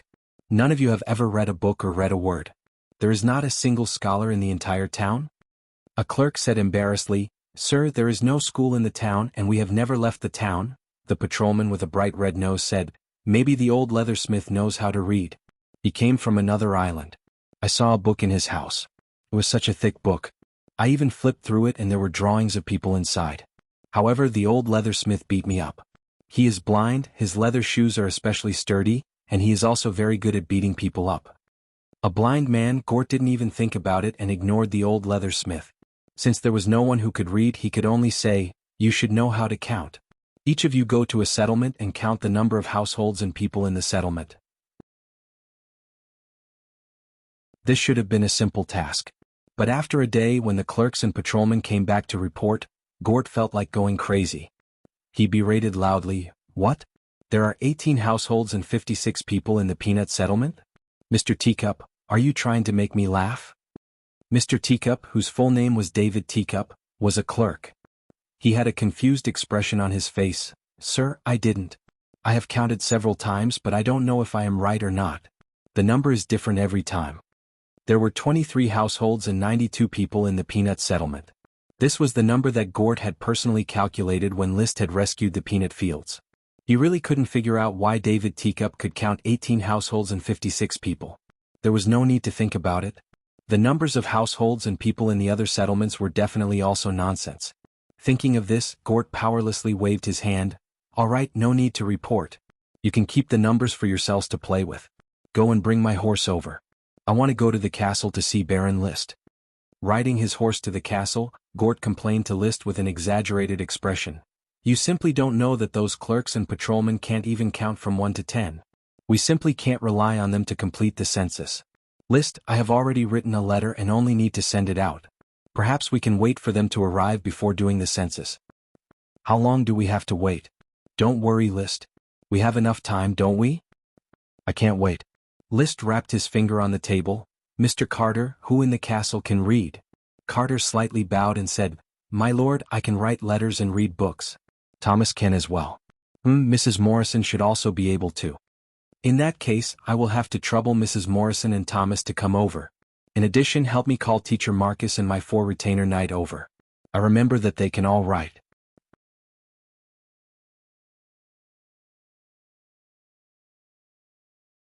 Chapter 13.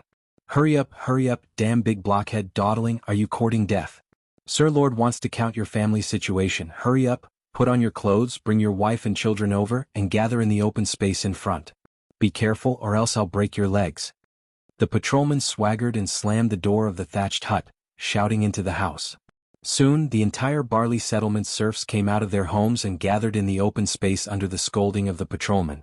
They whispered in 2s and 3s. From time to time, they would look up at the table in the middle of the open space. Behind the table sat a 40-year-old woman, dressed in a decent dark green dress, sorting out a stack of thick bast paper. Behind the woman, there was a young maid helping to melt the ink in the teapot. "Who is that? I've never seen her before." "Idiot, she must be a maid from the castle." Yes, look at her clothes, she's definitely ironed. Only Sir Lord's maids can wear such neat and clean clothes, unlike us, who stink and are wrinkled. What does Sir Lord want to do? I heard from the henchman that he wants to count. Count what? Count the population. An old serf chewed some kind of grass root in his mouth. 10 years ago, Sir Count sent someone to count. At that time, our Barley settlement had a lot of serfs, much more than we have now. Oh, a lot of people starved to death in the heavy snow 7 years ago. in front of the table. The patrolman, who was swaggering and blustering just a moment ago, bowed and said to the two maids, "Mrs. Morrison, Miss Mike John, all the serfs in the Barley settlement have been gathered. I'm not a miss, I'm just a maid from the castle." Mike John Oxtail was actually very happy to be called a Mississippi. She asked with a smile, "Is everyone here? Don't miss anyone or Sir Lord will punish us, including you." Of course, I can guarantee that they won't dare to hide." Mrs. Morrison nodded. "Well then, you go and have them come one by one. After counting the serfs, you can go home directly and don't come back to register." Okay. The patrol began to lead the serfs to the table one by one.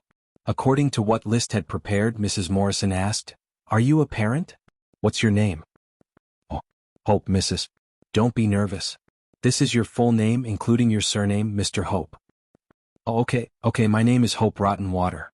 "So, Mr. Hope, is everyone in your family here? A total of 5? What is the name of your wife? What are the names of your 2 sons and daughters? How old are you? What is your occupation? What is your responsibility? Is it the same with your wife? Is your eldest son working?" Soon after, Mrs. Morrison finished her questioning and began to record the information on thick bast paper. Serf head Hope Rotten Water, age 37, grows barley, able-bodied. Wife, Simone Rotten Water, age 34, grows barley, able-bodied. Eldest son Lobo Rotten Water, age 20, grows oats, is lame. Second son Peter Rotten Water, age 17, grows barley, able-bodied. Daughter Lily Rotten Water, age 15, raises chickens, is able-bodied. After recording the information, Mrs. Morrison verified it again. After confirming that there was no mistake, she said gently, "Mr. Hope, Mrs., your family can go back." Okay. This scene only lasted for a day. Stacks of thick bast paper were sent to List's desk in the castle, announcing the completion of the census of the flower town. "List, it is really incredible. Such a difficult task was easily solved by you. You will definitely be a qualified lord." Gort exclaimed in admiration. "Teacher Gort, let's put aside the praises for now. Give me the statistics of each settlement. I am at your service." Perhaps it was List's swift and decisive actions that put pressure on Gort, making him, a follower who had not yet become an advisor, to light candles and work at night. Early the next morning, the statistical data had already appeared in front of List, who had finished breakfast and had finished his night cultivation class. "Master, Sir Gort stayed up all night. His eyes were bloodshot when he delivered the data," said Carter, holding the thick bast paper. "Good wine and good food. I have to do something in return. The flower town needs to develop. I don't want my fief to be as lifeless as it was in the past." Carter was a bit absent-minded. After a few seconds he responded, "Master, I seem to have seen Sir Count when he was young, a high-spirited viscount. In 5 years he was promoted to count and established the Tulip family's rule over the Coral Island. With you as the lord of the flower town, it is the fortune of all the subjects." Maybe. List was not modest. He quietly flipped through the thick bast paper. In fact, there was not much content in the thick stack. Even if it was written with a quill, it still could not record many mosquitoes. "Thick bast paper is really backward. Master, we don't have much thick bast paper left. We have already used up 4/5 of the thick bast paper." "I know, I will find a way to solve it." Paper-making had long been placed on List's schedule. He just had to wait for the right time to complete it. After spending half an hour, all the data of the flower town was clear. There were a total of 8 settlements. In the town, there were 257 households and 907 people. Among them, 41 households and 125 people were freedmen, the rest were serfs. In the peanut settlement, there were 23 households and 92 people, all serfs. In the shiitake settlement, there were 68 households and 211 people, all serfs. In the tomato settlement, there were 30 households and 152 people. Among them, 10 households and 28 people were freedmen, the rest were serfs. In the barley settlement, there were 48 households and 155 people, all serfs. In the wheat settlement, there were 101 households and 342 people, all serfs. In the flour farm, there were 21 households and 54 people, all serfs. In the dairy farm, there were 18 households and 60 people, all serfs. In the entire flour town, there were a total of 584 households and 1,973 people. Only 51 households and 153 people were freedmen, the rest were serfs. In the castle there were 10 servants for retainer knight as well as the 2 followers of Gort and Marcus. Including List there were a total of 17 people. Among them Gort and Marcus still had family members. However, they were in the Coral City and did not come. They might not be willing to come, or they might have to wait for some time before coming. Therefore, the total population of the flower town was 1990 people. The vast majority of them were engaged in agriculture, growing barley, wheat, oats, tomatoes, shiitake mushrooms, peanuts, tulip, raising dairy cows as well as a small number of chickens, ducks, geese, pigs, dogs and sheep. Only 7% of the population was engaged in handicrafts. There was a tailor shop, a blacksmith shop, a carpenter shop, a bakery, a mill, a grocery store, a leathersmith shop, a barber shop and a locksmith shop. The census is detailed enough. The mission should be completed by now, thought List as he pushed away the thick bast paper exuding a faint fishy smell. Just then the old butler Carter came over. Master, there is a joyous occasion. The flower farm's manager has come to report the joyous occasion to you. Hearing the words flower farm, List's eyes lit up. He understood that this was probably the mission reward. Where is he? Invite him over. For what joyous occasion?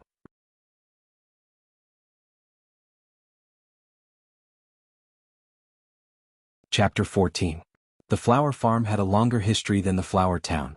18 years ago, Lee William Tulip, who had just been granted the Coral Island, launched his orders of chivalry to explore the island's terrain and found a field of flowers. Among the flowers, there were 2 new varieties of tulip, which were flourishing. For the tulip family, tulip was their lifeblood.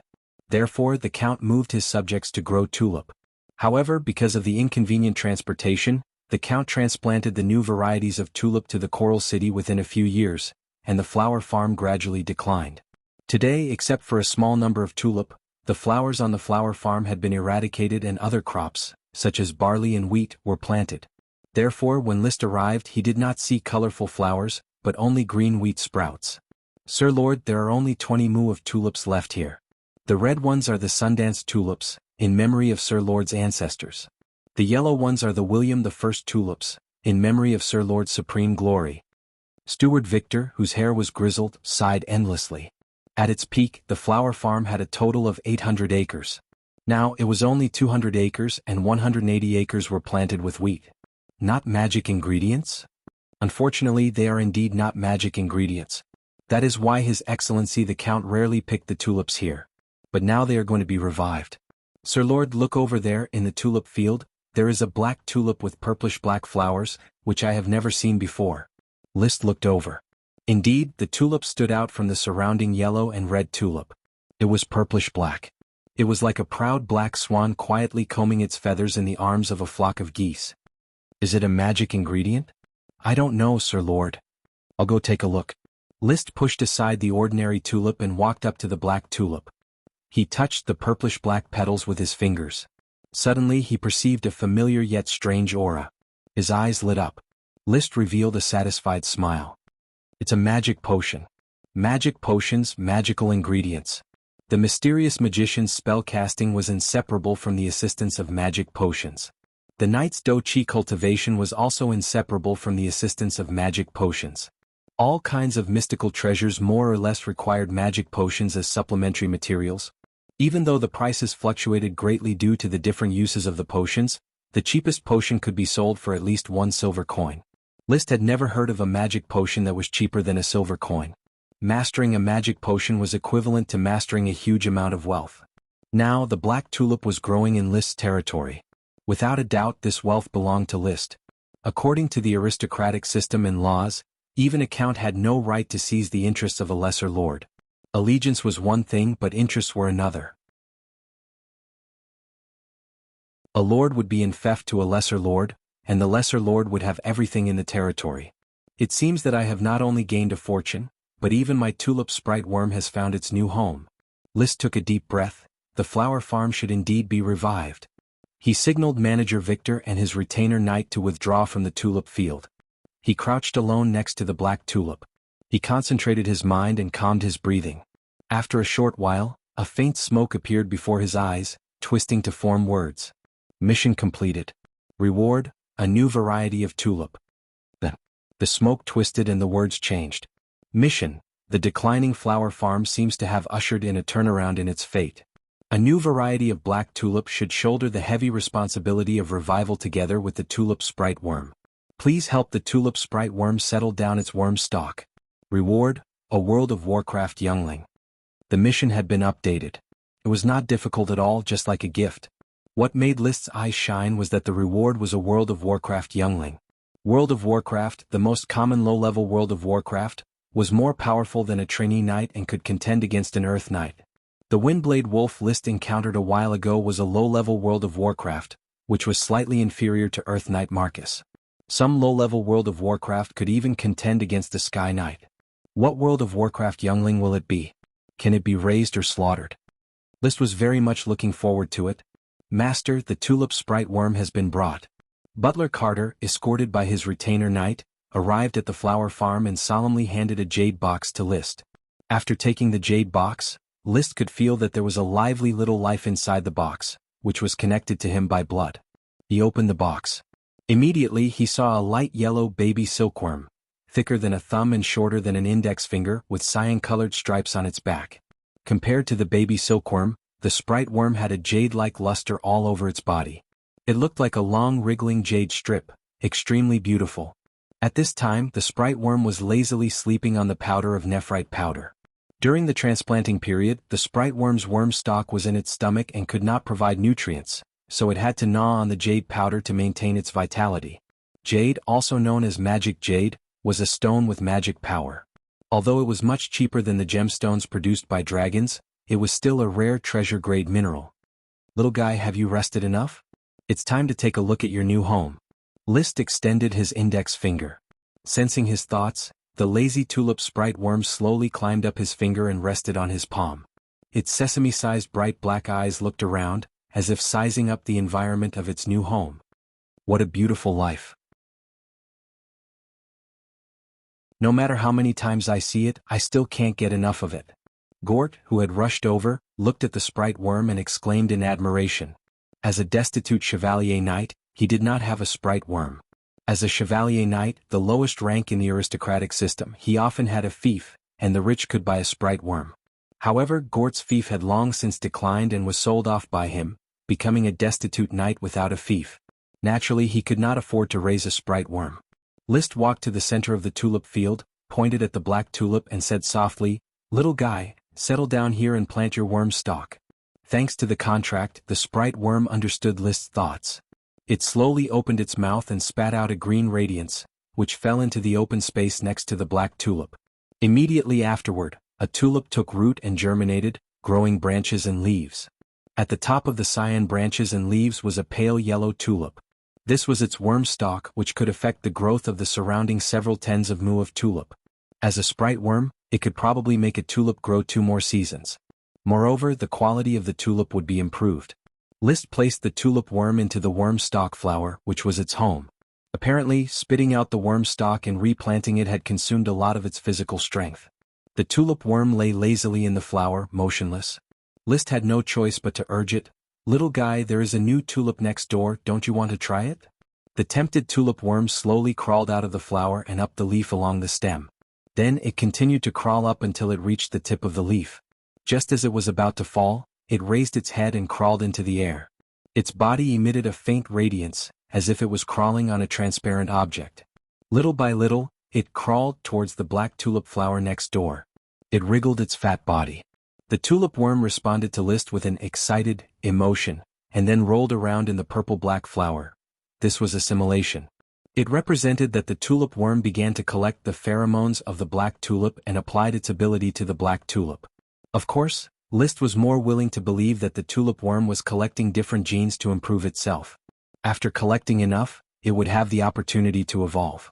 In Tulip Castle, there were 2 tulip worms that evolved into tulip lesser sprites by relying on this method. One of them was given to List's sister, Li Weiwei. In List's memory, he was envious and jealous of this. When he was conferred the title of Baron, he became even more jealous.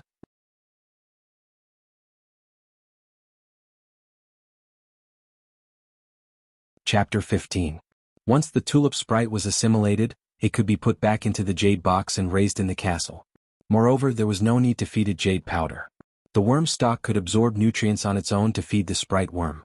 This process would take about a day. Back in the castle, List started writing. He spread out a thick bast paper, dipped a quill in ink and began to sketch the serpentines. Without phone calls or faxes, he could only use the most primitive letters to communicate. He intended to write to the Earl of Coral Island and the Baron of Falcon Town, namely his father and sister. The Count had a tulip greater sprite, a tulip lesser sprite and several tulip sprite worms. The Baron had a tulip lesser sprite. This meant that the black tulip in List's territory was of great importance to the sprites. The Count and the Baron would certainly be willing to pay the price to assimilate this new breed. Here, not to mention blood brothers, even father and son had to settle accounts clearly.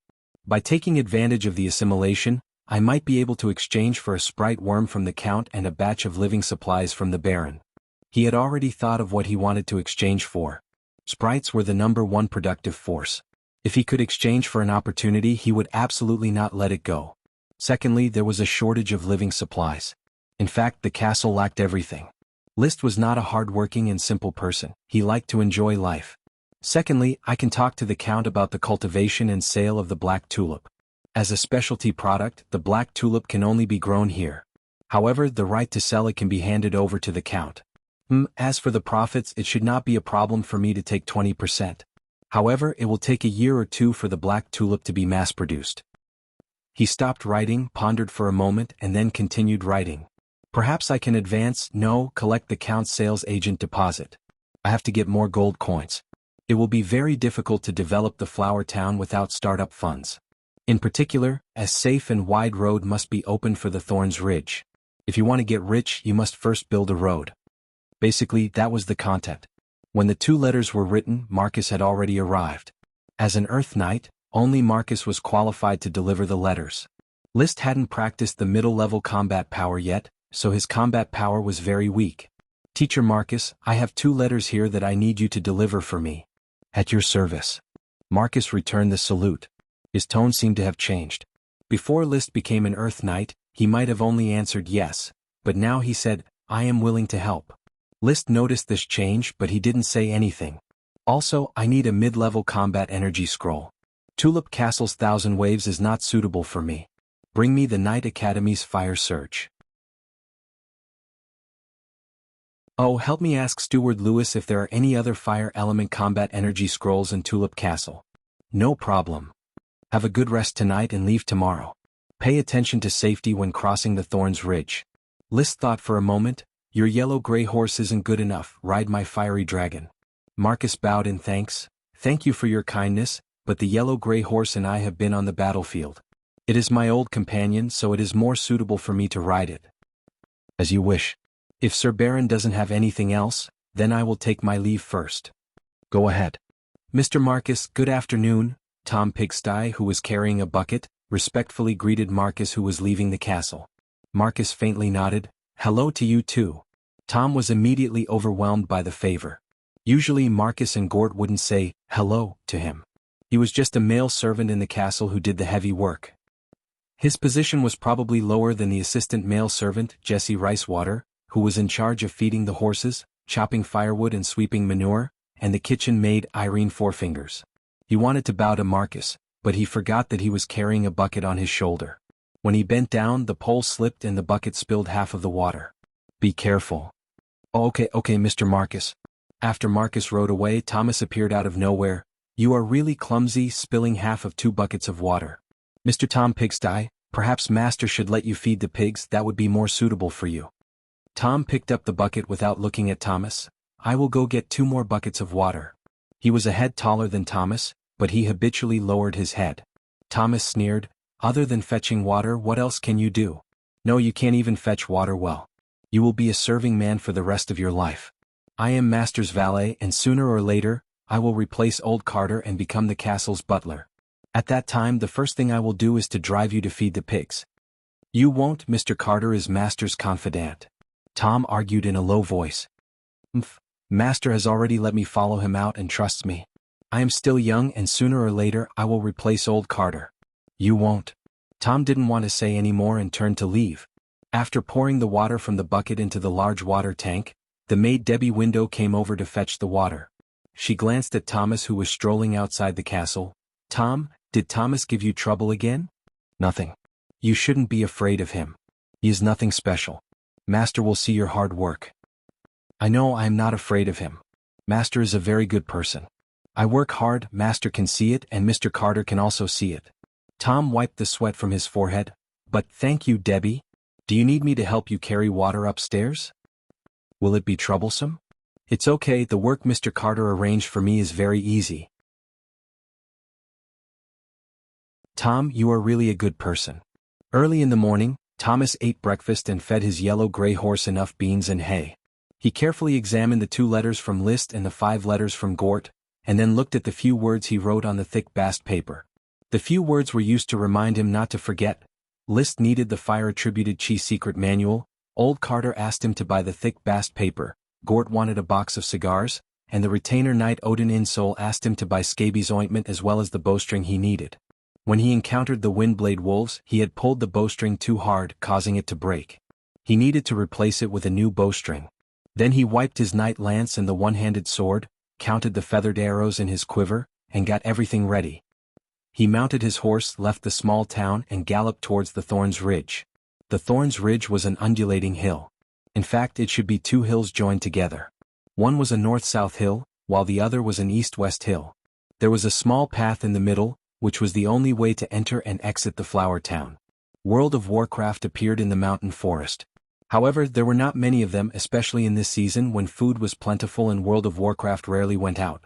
Therefore, the small path between the hills was relatively safe. As an Earth Knight, he was not afraid of ordinary wild beasts.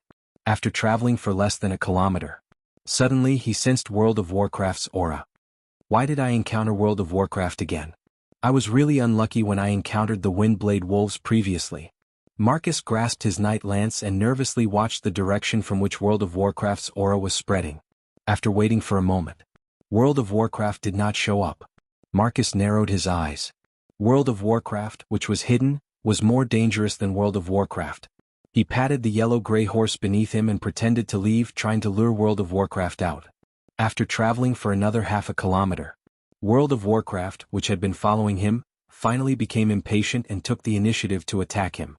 A tall figure sprang out from the woods beside the small path and fiercely pounced. Marcus had been on guard along the way, so it was naturally impossible for him to be ambushed. Practically at the same time, he turned his horse around and thrust his knight lance to meet the attack.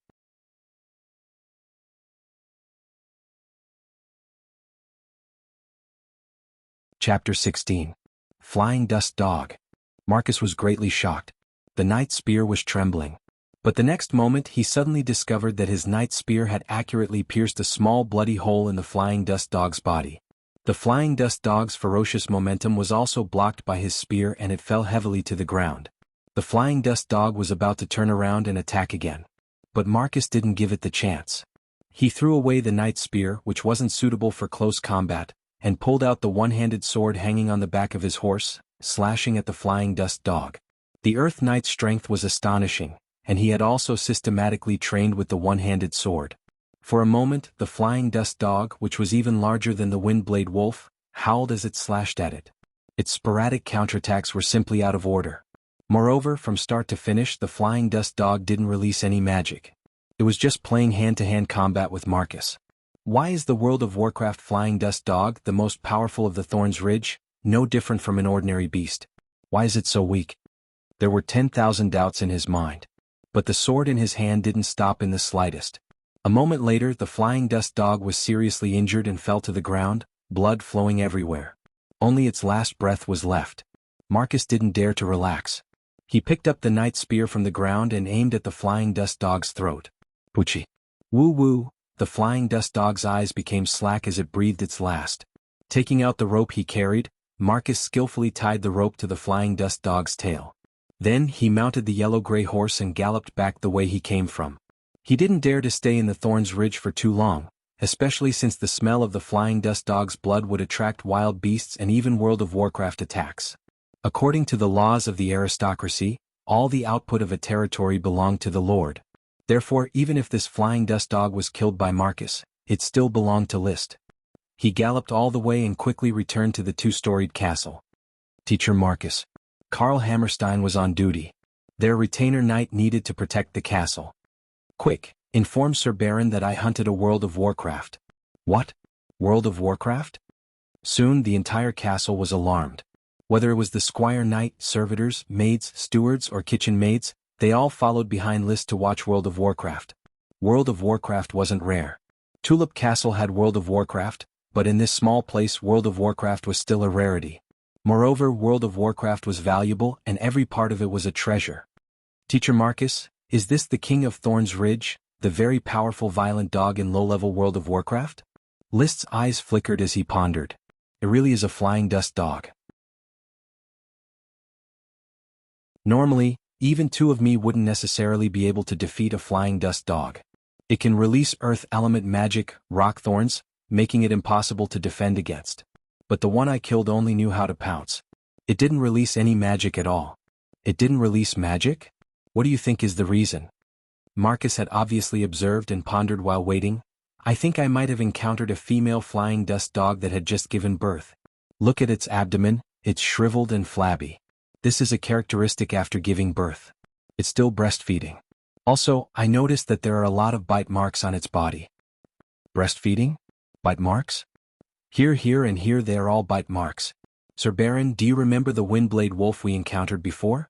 These bite marks have started to heal. I can't see them clearly, but I think they're from a Windblade wolf. In that case, List felt reassured. This flying dust dog suffered an attack from a Windblade wolf during its pregnancy. It might have won and given birth to its offspring, but the battle exhausted its physical strength and mana. As a result, it had no choice but to use its beastly instincts to hunt, and then encountered Teacher Marcus? Very likely. List suppressed the excitement in his heart and calmly said, since that's the case, Teacher Marcus, compared to the valuable corpse of the flying dust dog, I think its pup is the real treasure. Can you still fight? Will you search the Thorns Ridge with me and find the flying dust dog's pup? I'm ready to fight at any time. Marcus stuck out his chest and then said, but the Thorns Ridge is very dangerous, I can search by myself. Together, I'm also an Earth Knight. Sir Baron, don't forget, nobles also need to fight. Just treat this as my combat knight class.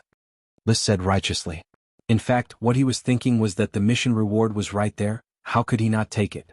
Moreover, the fact that the weakened flying dust dog could survive and attack Marcus showed that there was no threat to its World of Warcraft. Otherwise, it would have already turned into a pile of feces. No one could stop List's decision. Marcus put one hand on his chest and respectfully displayed the knight etiquette, expressing his respect for List's courage. The butler, Old Carter, bowed and said, Master, you are courageous and strong. Glory will be with you. Of course. List put on the World of Warcraft leather armor, mounted his horse and said in a heroic and extraordinary manner, let's go. 2 Earth Knights, followed by 4 Retainer Knights, galloped all the way and soon entered the boundary of the Thorns Ridge. Under Marcus's lead, they arrived at the place where he first sensed the aura of the flying dust dog. Sir Baron, this is the place. I sensed the aura here, then the flying dust dog followed me for a kilometer before launching a sneak attack on me. Then its nest should be nearby. Let's start looking. The mound was undulating, the forest was disorderly. The group of 6 searched for half an hour, but still couldn't find the flying dust dog's nest. They couldn't help but feel a little anxious and disappointed. Sir, perhaps the flying dust dog just wandered here, its nest might not be here or it might not even have a nest. Carl said. List firmly said, I believe its nest is here. It was impossible to not have the reward from the smoke mission. This was his source of confidence. After thinking for a moment, he asked, do any of you know how the flying dust dog barks? The flying dust dog is also a dog, its barking is no different from an ordinary dog. Marcus answered. Then Carl, Rome, Gray, Odin, the 4 of you keep imitating dog barks. If there are flying dust dog pups here, they will definitely respond. They shouldn't understand the meaning of your dog barks, they will think that it is their mother calling them. Good idea. Marcus agreed. Immediately, he and the 4 Retainer Knights imitated various dog barks and continued to search the nearby area. A quarter of an hour later, Marcus suddenly raised his hand, silence. When everyone stopped talking, he made a sound of listening and softly said, Sir Baron, listen. List listened attentively and after a few seconds, he heard a very weak, woo sound behind the unknown bird calls. It was the barking of a dog. It's over there. Yes, it's over there. Marcus indicated to Carl, your dog's barking is the most similar, now continue to imitate it. Carl did as he was told. Every time he barked, there would be an "oh-woo" sound from not far away. Following this unclear conversation, List and the others finally found the flying dust dog's nest, which was inside a bush. Pushing aside the straw at the entrance of the cave, List reached out and picked up a very, very small puppy that had not yet opened its eyes. He carefully handed the puppy to List. "Sir Baron, this is the puppy of the flying dust dog, a priceless treasure. It hasn't opened its eyes yet, but when it does, it will recognize its master." Not all World of Warcraft would recognize a master, but World of Warcraft dogs had this habit. The first thing they saw was the one they recognized. Most of the time the one they saw was their mother. Perhaps recognizing a master was actually recognizing a mother. The puppy shivered in List's arms and from time to time let out an "oh-woo" sound, seeming very afraid. It probably smelled the unfamiliar scent on List's body, which was not the scent it had when it was drinking milk.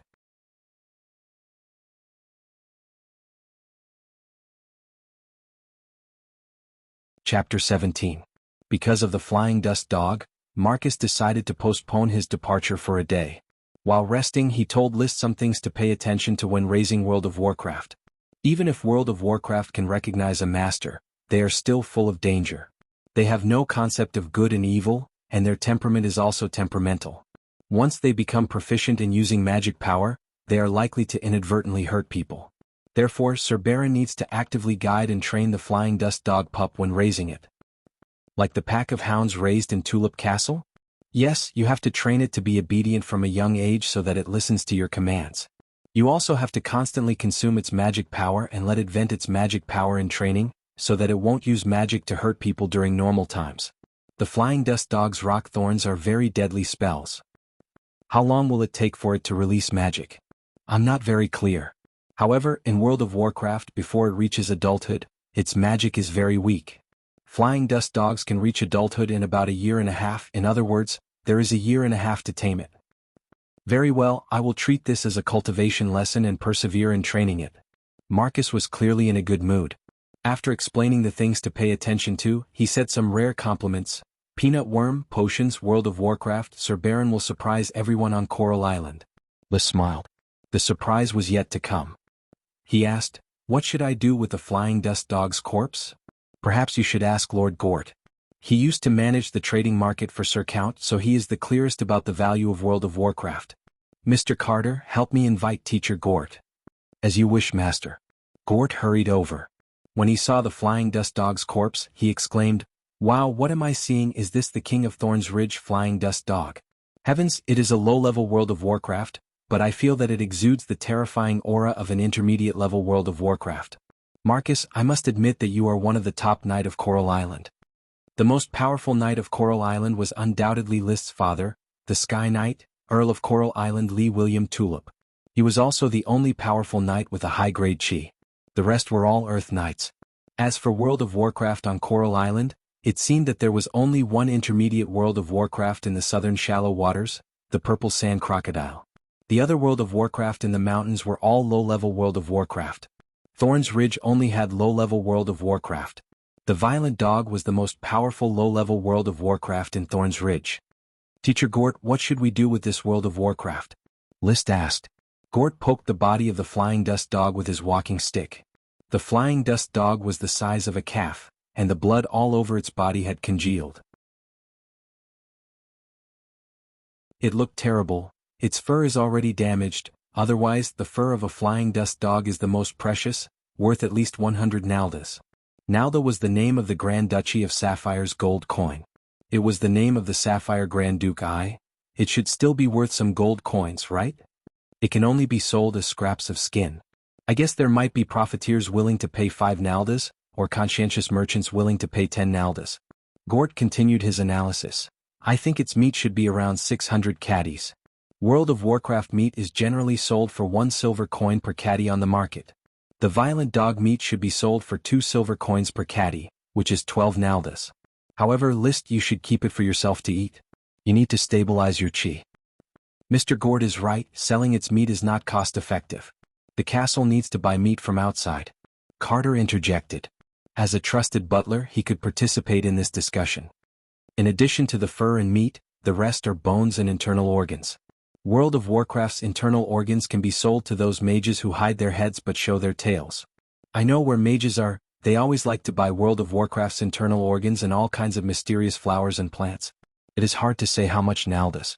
As for the bones, they are good for making soup. Speaking until here, Gort smiled mischievously. Unfortunately, it is a female dog. If it was a male dog, wow, it would be a great tonic. The difference between a male dog and a female dog was the presence or absence of a whip. List said, then peel off the violent dog's skin and sell it after tanning it. Clean up the internal organs and marinate them. Teacher Gort, are there any mages on Coral Island? There doesn't seem to be any. Then keep the internal organs in the castle for yourself to eat. Ah, in this way we are all in luck. Praised the generous Baron List. At night, a small barbecue party was held in the castle. The servants, retainer knight as well as the host List and the two teachers, ate delicious barbecue and chatted about wonderful things. List actually didn't like this kind of lively scene. He was a quiet person deep down. However, life in the castle was like this. The majority of castles were dark, and living here for a long time would be very depressing. Therefore, one needed to find an opportunity to vent, and a party was the best opportunity. After eating and drinking to their heart's content, the servants tidied up the messy cutlery and wine glasses.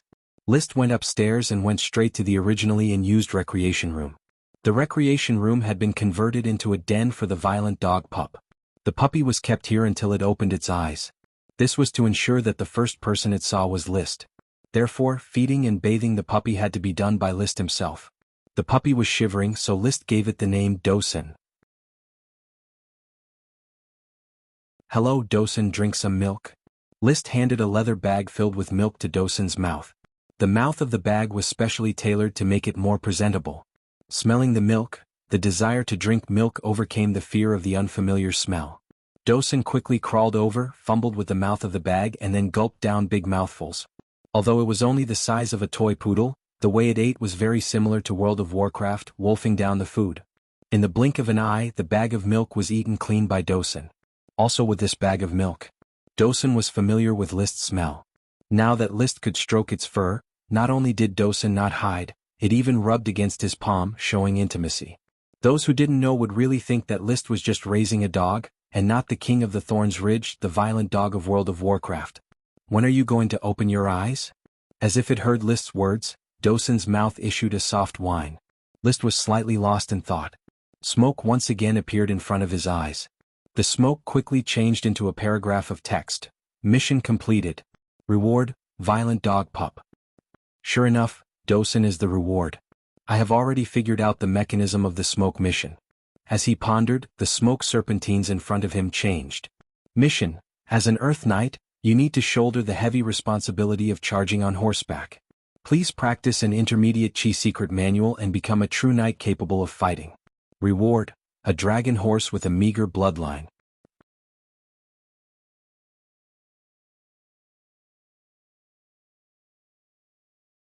Chapter 18. Dragon Stallion. List was no stranger to it. Because his biological father, Earl of Coral Island Lee William Tulip, currently held the position of a court groom, feeding Sapphire Grand Duke's beloved horse, a divine steed mixed with dragon bloodline. There were dragons in this world. They were not Eastern dragons, nor were they Western dragons. Rather, they were the incomparably magnificent essence of heaven and earth. This type of dragon was essentially genderless, and it would not mate or leave offspring. But just like how they could produce gems and metals, they could also infect other species and possess dragon bloodline. Some busybodies classified dragons, sprites, World of Warcraft, and so on according to their preciousness. The most precious was, of course, the dragon, the symbol of a country. The second most precious was the dragon sprite, the authority of a greater aristocrat. The third most precious was the greater sprite, the authority of an intermediate aristocrat. The third most precious was the dragon species World of Warcraft, the World of Warcraft mixed with dragon bloodline. The third most precious was the lesser sprite, the authority of a lesser aristocrat. The third most precious was the dragon species wild beasts, the common animals mixed with dragon bloodline. The last most precious was the sprite worm, the basic representation of productivity. In fact, there was another kind of sprite the same as the dragon, the elf king. According to legend, the dragon sprite was the evolution endpoint. Its main body was infinitely large, a tree could breed a forest. Countless World of Warcraft, sprites and even dragons lived on its main body.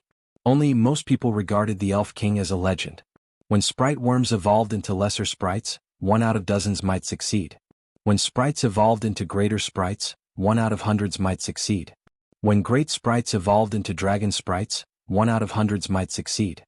When a dragon sprite evolved into an elf king, it had never been heard of. When List was bored, he did a probability conversion.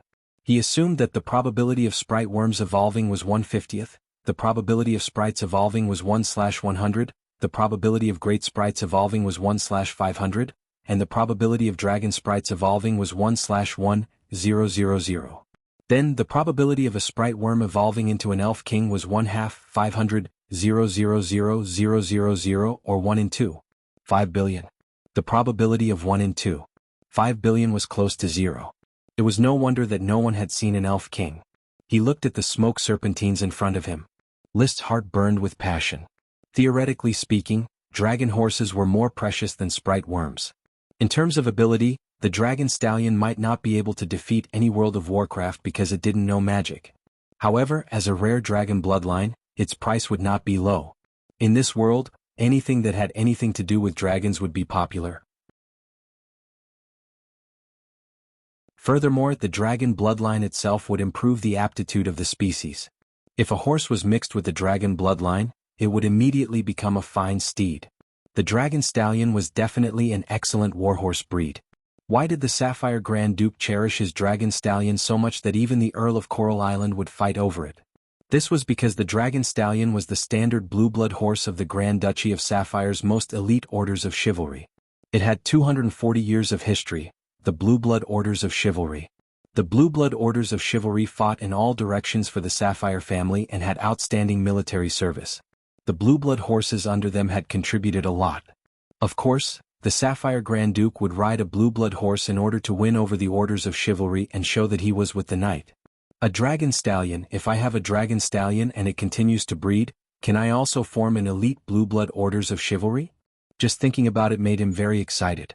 However, at present, only 3 people in the Flower Town had Chi, List, Marcus, and Gort. Even if he was given a large number of dragon stallions, the orders of chivalry were still nowhere to be seen. There was still a long way to go. After a while he came back to his senses, and the smoke serpentines disappeared before his eyes. Looking at Dosen, who had returned to his den and started sleeping, List suddenly felt that the orders of chivalry were too far away. However, riding a dragon stallion, leading a World of Warcraft dog and strolling around to go hunting, such a life was still very easy to achieve. Tomorrow Marcus will return to the Coral City and then go to the Falcon Town. He will be back in about 3 days. By then, I will be able to cultivate the Chi secret manual and complete the mission. List got up and left the recreation room. Marcus once again left the Flower Town. List would not just wait in the castle. After recuperating, he could no longer stay idle.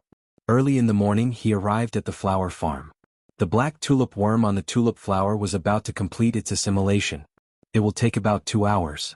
After looking at the tulip worm, List mounted his horse and went straight to the peanut settlement. His peanut sprite worm was still in gestation. Karl Hammerstein was standing guard here. Sir. How is my peanut sprite worm? It is still sleeping. Elder George has people watering it with a lot of feces every day. The peanut sprite worm stock is growing very vigorously. Strictly protect the peanut sprite worm. I don't want any accidents to happen to it. Sir, please rest assured. After leaving the peanut settlement, List returned to the flower farm. After waiting for half an hour, the tulip worm successfully completed its assimilation. After retrieving the tulip worm, List could feel its cheerfulness as well as a trace of aura coming from its body. This trace of aura was the black tulip's aura, indicating that the tulip worm could already influence the black tulip.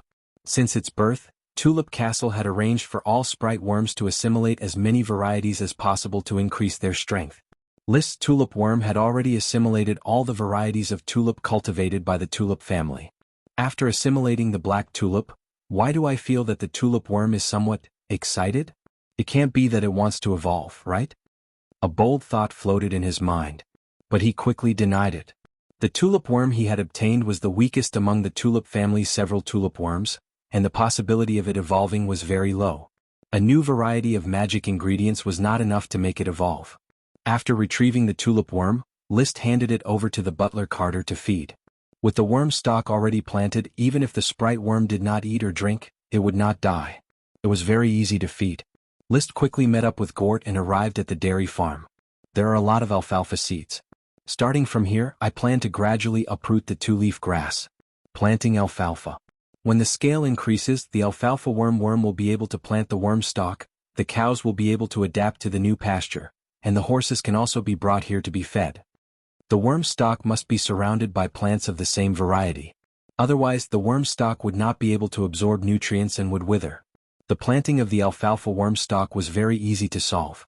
List had nothing to add. Let's follow Teacher Gort's plan. However, how did you decide on the corn sprite worm and thorn sprite worm? Corn sprite worm, my idea is to cultivate a piece of wasteland and plant corn to see if it can survive. As for thorn sprite worm, we can only think of a solution in the thorns ridges thorns forest.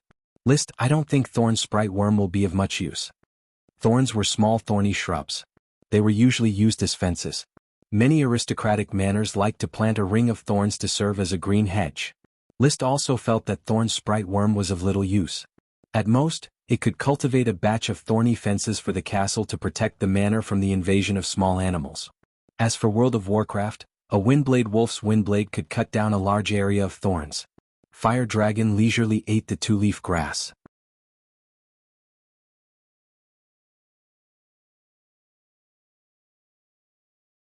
Chapter 19. The milk produced by the dairy farm was a rare luxury in the flower town. Originally, the milk from the dairy farm was used to produce milk powder, which was given to the Earl of Coral Island as a tax every 3 months. After List arrived, milk was sent to the castle every day. There were 10 cows in total.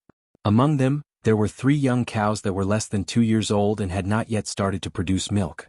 2 old cows could no longer produce milk. 1 male cow could not produce milk. Only 4 mature female cows could produce milk every day. He didn't know if it was because the breed of the cows was not good enough, or if they didn't eat well enough, so the milk production was very low. Dahua is in the peak period of milk production. She can squeeze out 20 kilograms of fresh milk 3 times a day. Xiaohua is in the low milk period and can only squeeze out 4 kilograms a day. Dahe is also in the low milk period and can only squeeze out 5 kilograms a day. Dahuang is currently in the low milk period and can only squeeze out 5 kilograms a day. The old steward was not very old, but he was already hunched and looked very old. List approached a cow. The cow was very docile and was slowly eating the grass. Do you still want to raise cows that can't produce milk? Zhuang needs to ensure that all the female cows are impregnated. Milk flower, milk black and milk yellow were still small, and they would only be able to conceive and produce milk next year. Old Hua and Old Black are already old. We've already reported this to the Lord. They can come and slaughter the cow for meat at any time, the old steward said respectfully. Milk Flower, Milk Black and Milk Yellow were the names of underage cows. Xiao Hua and Xiao He were the names of cows that had just reached adulthood. Dahua Dahe and Dahuang were the names of cows in their prime. Old Hua and Old Black were the names of old cows. Zhuang was the name of a male cow. List recalled that a while ago Butler Carter had mentioned to him that the dairy farm had 2 old cows that could be killed and eaten at any time. Raising cows that could not produce milk for another day was equivalent to wasting a day's worth of food. Generally speaking, they would be slaughtered immediately. It sounded ruthless, but cows could only produce milk for their entire lives, and when they were old they still had to contribute their own meat. For the time being, the castle did not hold any large-scale banquets, and the meat they brought was still enough. So the 2 old cows continued to be raised on the dairy farm. Is the pasture on the farm enough to feed the cows? It's enough, my lord. We only have 10 cows, but we have 150 acres of grassland. Old steward, how many acres of grassland do you think is enough to feed 10 cows? Sir Overlord, 1 cow needs 10 acres of grassland to feed. However, we often take our cows to the wild to graze, so 8 acres of grassland is enough to feed them. 8 mu for 1 cow. 10 cows will require 80 mu. Then, Teacher Gort, let's get rid of 70 mu of two-leaf grass and change to alfalfa. No problem, leave it to me.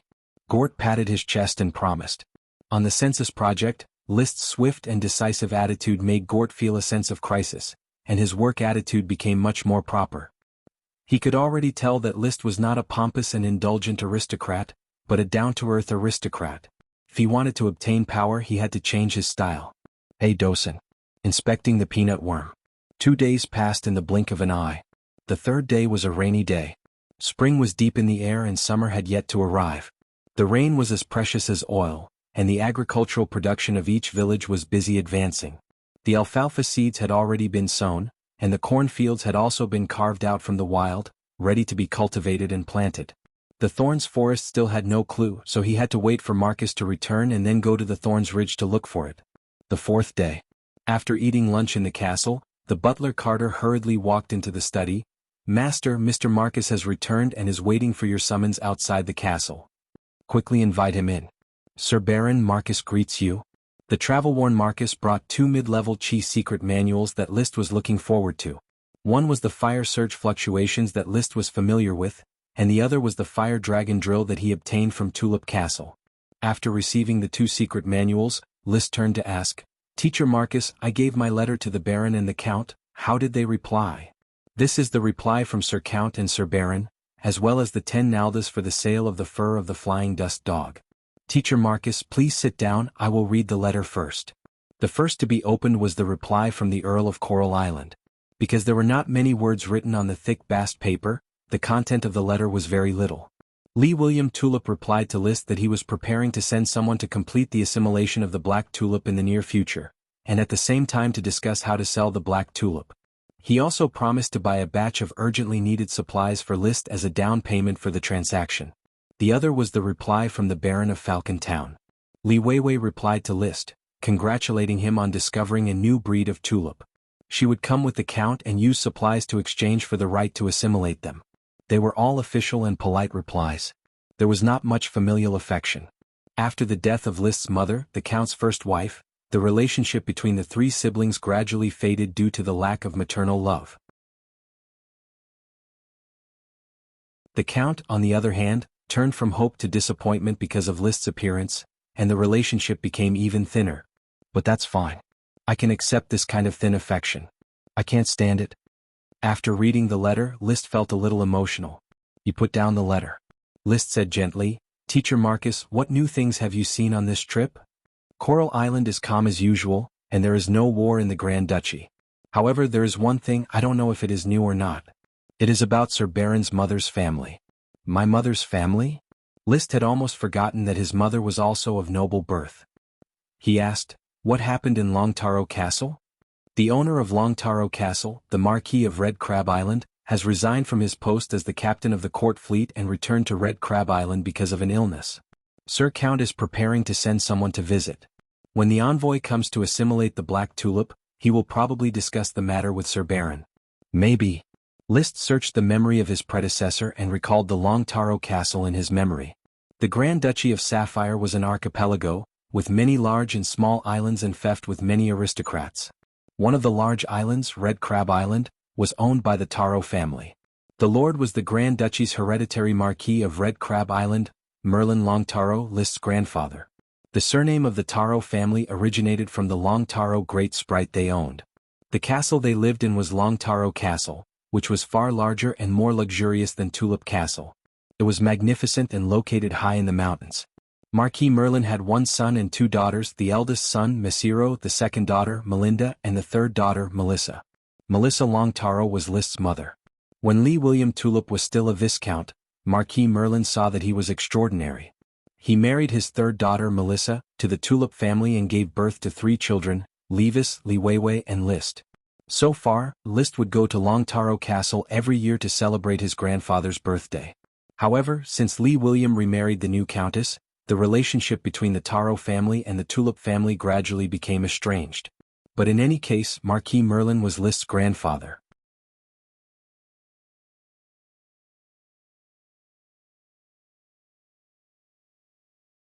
Chapter 20. After seeing off the exhausted Marcus, List retracted his thoughts from his memories. Admittedly, an aristocrat's major responsibility was to expand their social network, and the Taro family was one of his important resources. However, he himself was not a diplomatic person. He preferred to stay in his territory, entertain himself, and be self-sufficient. First, I should practice the Chi secret manual and complete the smoke mission. First, he opened the Fire Fluctuations Flames. Through a large number of illustrations and descriptions, it explained how to strengthen fire-attributed Chi, as well as how to circulate Chi in coordination with powerful moves. Fire Fluctuations Flames tended to be big and wide. Most of its moves spread out in the form of undulations. It belonged to the Group Attack Secret Manual. Group Attack, it's suitable for charging on the battlefield. However, shouldn't the charge be done by my orders of chivalry? It would be fine for me to command from the rear. While thinking, List opened the Fiery Dragon Drill Secret Manual. This was a one-on-one secret manual. Its powerful moves were all for one-on-one duels. They were full of lethality, and were somewhat insufficient for charging on the battlefield. However, List quickly decided to practice the Fire Dragon Drill Secret Manual. Compared to going on the battlefield, he was more worried about assassins. The Fiery Dragon Drill Secret Manual for one-on-one duels was more suitable than the Fire Fluctuations Flames Secret Manual for group attacks. It's decided then. Wait for me to spare some energy, then study the Fire Fluctuations Flames Secret Manual. In this world there were no secret manuals. For Chi cultivation, there were no particularly bad secret manuals, nor were there particularly strong secret manuals. Everything depended on one's talent and understanding. Commoners could produce exceptional experts, but the descendants of experts could also be reduced to mediocrity. In the following time, List practiced the Fiery Dragon Drill Secret Manual while waiting for the caravan to arrive. In a flash, 3 days had passed. The rain had already stopped. Good news came one after another. The Peanut Settlement's peanut sprite worm was about to mature. Retainer Knight Karl Hammerstein excitedly reported, "Sir, a crack has already opened on the peanut sprite worm's big bud. Inside, a pink peanut sprite worm is about to wake up. Its body has already begun to tremble." "Is that so? I'll hurry over." By the time List hurried over on horseback, the flower bud had already bloomed. A pink sprite worm with a sparkling and translucent luster all over its body was crawling on top of the peanut worm stalk with infinite curiosity towards the world. The peanut settlement serfs crowded around, looking at the sprite worm with curiosity and nervousness. List took out the jade powder he carried with him and sprinkled it in front of the peanut worm. The peanut worm sniffed it and quickly began to chew on the jade powder. After a short while, the jade powder on the leaf was finished. The peanut maggot followed the smell and climbed onto List's finger, gnawing on the jade powder on his finger. Then, with a slight pain, the peanut worm had bitten through List's finger. "Come with me, little guy." List placed the sprite worm into a jade box, intending to bring it back to the castle to feed it. As for the worm stalk, it was fine to leave it in the peanut settlement. The 5th sprite worm is in hand. With the peanut worm, the peanut settlement's bountiful harvest is at hand. List was in a great mood. He could not help but exhort Elder George, "Elder George, take good care of the peanut worm stalk. Do not forget to water and fertilize it. The more fertilizer you spread, the higher the yield of the peanuts." "Sir Lord, please be at ease. We will definitely water, weed, and fertilize the peanuts according to your instructions." The peanut worm was collected. Another good thing was about to happen. On the 7th day after List fed it, the flying dust dog pup raised in the castle finally opened its eyes. At first glance it saw List. It howled and pounced at him, intimately rubbing against his trousers. "Dosen, from now on you will have to move outside the castle." While holding the leash around Dosen's neck, List called for Thomas. "My lord." "Thomas, I have a task for you. Feed Dosen for me." "By the way, has Dosen's kennel been built?" "It has been built, my lord." Thomas took the leash and prepared to take Dosen to the kennel. Although Dosen recognized List as its master, it did not mean that it recognized others as its master. When Thomas led it, the flying dust dog pup, which was estimated to be less than a month old, immediately bared its fangs and growled. It ferociously pounced at Thomas, tearing at his shoes. Its bestial nature was very strong. However, Dosen, which still had a mouth full of milk teeth, simply could not tear Thomas's shoes. "Take good care of it." "My lord, please be at ease. I have experience in raising hounds." Flying dust dogs are much more dangerous than hounds. It has World of Warcraft bloodline. However, it does not matter, it should not go berserk. When it is a bit older, I will train it every day until it is exhausted. Arrangements were made for Dosen's breeder. List climbed to the castle's spire and looked down at the wasteland in a radius of a few kilometers around the castle. He had overlooked the fact that there was land that could be reclaimed around the castle. However, in fact, only a few acres of land on the edge of the castle could be turned into a small garden. The rest of the land was left to grow weeds. Peanut settlement, tomato settlement, shiitake settlement, barley settlement, small barley settlement, dairy farm, flower farm, as well as the town and the castle. In fact, the flower town has 9 settlements. Each settlement has to be put to use. However, without mechanization and with less than 2,000 people in the flower town, it seems that it really cannot cultivate so much land.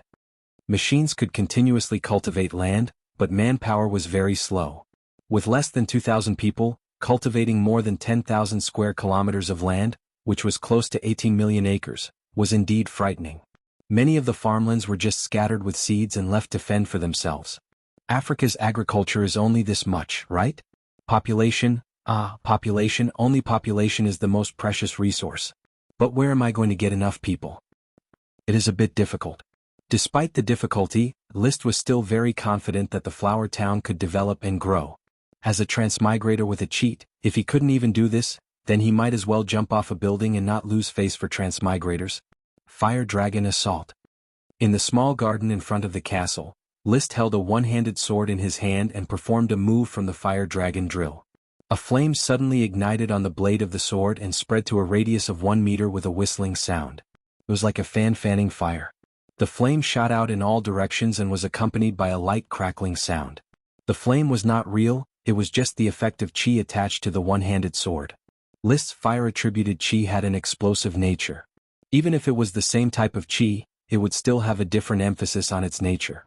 For example, fire-attributed chi, his emphasis was on explosive nature, while others might focus on high temperature, firepower, condensation, and so on. I finally mastered the Fire Dragon Assault. Now, I only lack the final move, Heart of Fire Dragon Drill. After I master it, I can get the reward. Liszt was very proud of himself. His talent was still very strong. The Fire Dragon Drill was divided into 2 sets of skills. One set was the method to refine chi, and the other set was the 16 offensive moves. Liszt easily learned the method to operate chi. Now he was learning the 16 offensive moves. Others take at least half a month to learn a secret manual, but I finished it in less than a week. It is hard to imagine that my predecessor was not able to break through to the Earth Knight realm before reaching adulthood. Could it be that his perception was too poor? If his physical talent was not bad, then it could only be attributed to the problem of perception. Before reaching adulthood, Liszt had probably been brainless. Now, Liszt might not dare to say that he was extremely smart, but he was definitely not stupid.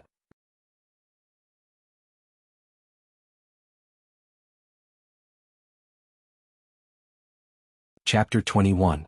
A set of Do-Chi circulation method that introduced how to refine Do-Chi, strengthen Do-Chi, condense Do-Chi, release Do-Chi, and attach Do-Chi.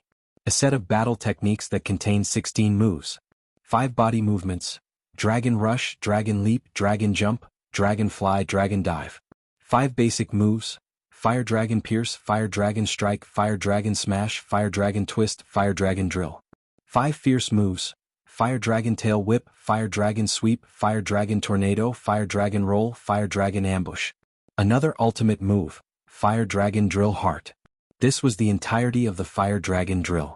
The names of each move were very interesting, as though they were part of the same series as his Flaming Dragon Horse. At this moment, Liszt rode on Flaming Dragon Horse. As Flaming Dragon Horse galloped, his body moved up and down as though he was one with the horse. In his left hand, he held a steel shield in front of him, covering half of Flaming Dragon Horse's body. In his right hand he held a 3-meter-long Knight Great Spear.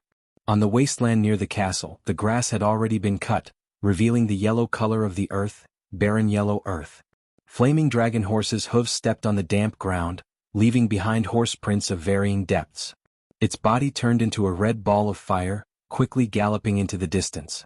On the horse's back, Liszt's entire body radiated with Do-Chi, which was attached to the shield, Knight Spear, and Flaming Dragon Horse. Very quickly, the man and horse were completely enveloped in flames.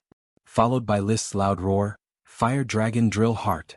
Flaming Dragon Horse leaped high, and the Knight Great Spear charged forward. In an instant, there were countless shadows of man and horse that were one with the attack. They quickly flashed past and crashed into a huge rock in front of them. An earth-shattering attack. Boom. The rock that was as tall as a man was instantly blown into smithereens. Flames shot everywhere, turning into rain along with the crushed rocks. When the dust settled, Liszt, who was riding Flaming Dragon Horse, had already walked out of the range of the explosion. He was wrapped in full body armor, and so was Flaming Dragon Horse.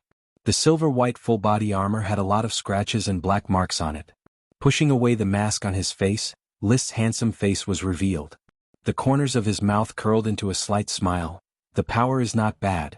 If this move hits, it should be able to cripple a World of Warcraft dog. Da-da-da-da-da.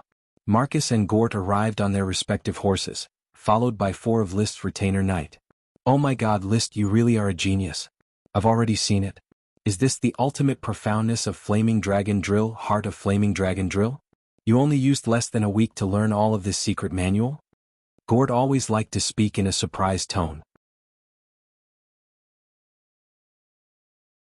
Marcus circled around the scattered gravel and was equally surprised. The area of impact is very uniform. None of the gravel is larger than the size of a fist. This proves that you have already mastered this move. It would be very difficult for an ordinary Earth Knight to do this. After saying that, he looked at List with some disbelief. In the past, this third son of the Count was a standard wastrel. He had enough chicken, fish, eggs and milk and even ate World of Warcraft meat. However, his chi cultivation was inferior to that of a commoner knight. He did not expect that after advancing to an Earth Knight, it would only take him less than a week to completely master a mid-level chi secret manual. This reminded him of when he practiced the Against the Windbreaker. It took him a whole month and a half to master the ultimate profoundness. For a moment, his heart was filled with mixed feelings. Could this be the true difference between commoners and nobles? List handed over the shield and knight great spear in his hands to the retainer knight and conveniently took off his helmet. Breathing in the fresh air, his excitement had not yet subsided. I originally thought that a Fiery Dragon Drill secret manual would take me a few months to master. I didn't expect it to be so easy. It seems that I can also take some time to learn the Fire Surge Fluctuations secret manual. It's never a bad thing to have more skills. You have this kind of talent, so of course you should learn a few more secret manuals. List, I already said that you have your father's style. In the future you will definitely make the Tulip family shine. Thank you for your auspicious words, Teacher Gort. On the way back, Gort and List talked loudly. This was what he was good at. Marcus's thoughts drifted far away. No one knew what he was thinking about. It wasn't until he entered the castle for dinner, ate the dinner in front of him in a daze and was sent out by List that he came back to his senses. He waited for Gort to ride away while humming a tune. He looked at List, who was still standing at the castle gate as if waiting for him to speak. He said in a solemn tone, "Lord Baron, may I know where your gaze is?" "My gaze?" List thought in his heart. Marcus is asking me if I have the ambition to make a name for myself. Marcus, who wholeheartedly wanted to become a noble, naturally wouldn't be willing to curl up in a small rural town and follow a baron who had no ambitions. However, List didn't directly answer. Teacher Marcus, don't listen to what a person says. Look at what they do. What they say can be true and false, but what they do can be seen at a glance, isn't it? I understand. Marcus suddenly knelt down on one knee and placed his right hand on his chest, performing the etiquette of allegiance. I am willing to be the vanguard of Lord. Teacher Marcus, please rise. My fief is still very small and weak. I need you to help me build it. List calmly helped Marcus up. He felt a sense of accomplishment. To be able to make an Earth Knight pledge allegiance, this was personal charisma. Returning to the castle. After taking a bath, he saw the smoke serpentines. Mission completed. Reward, a dragon horse with a meager bloodline. In a flash, the smoke distorted and a new mission was issued. Mission, fresh and tender alfalfa. Not only do cows like to eat it, horses also like to eat it. This is the foundation for establishing a horse farm, as well as the starting point for making a name for yourself. Please place the alfalfa sprite worm's worm stalk. Reward, 3 stalks of wild corn. After reading the serpentines, List was quite excited. The dragon horse had already arrived, but he didn't know where it was or who had discovered it. He was going to look for it tomorrow morning. However, what he was excited about was not the dragon horse, but the corn reward of the new mission. There was no such crop as corn in this world, at least not on the Coral Island. In the memories of his predecessor, there were no plants related to corn. Corn, this is a high-yielding crop. It is said to have the highest yield per unit area in the world. Moreover, it doesn't need to be managed, it will grow on its own. It is said to be a divine plant. It is naturally C4 and is easy to remove male. In the future, corn will be the world of cereals. In Interstellar, the humans who were on the verge of extinction only planted corn. As a child, List had planted fields before. He knew that corn had a high yield, but it didn't taste as good as wheat or rice. However, here it didn't need to taste good. As long as it could fill one's stomach, it was the best crop. The flour town's wheat only yielded 1 to 200 caddies per moo.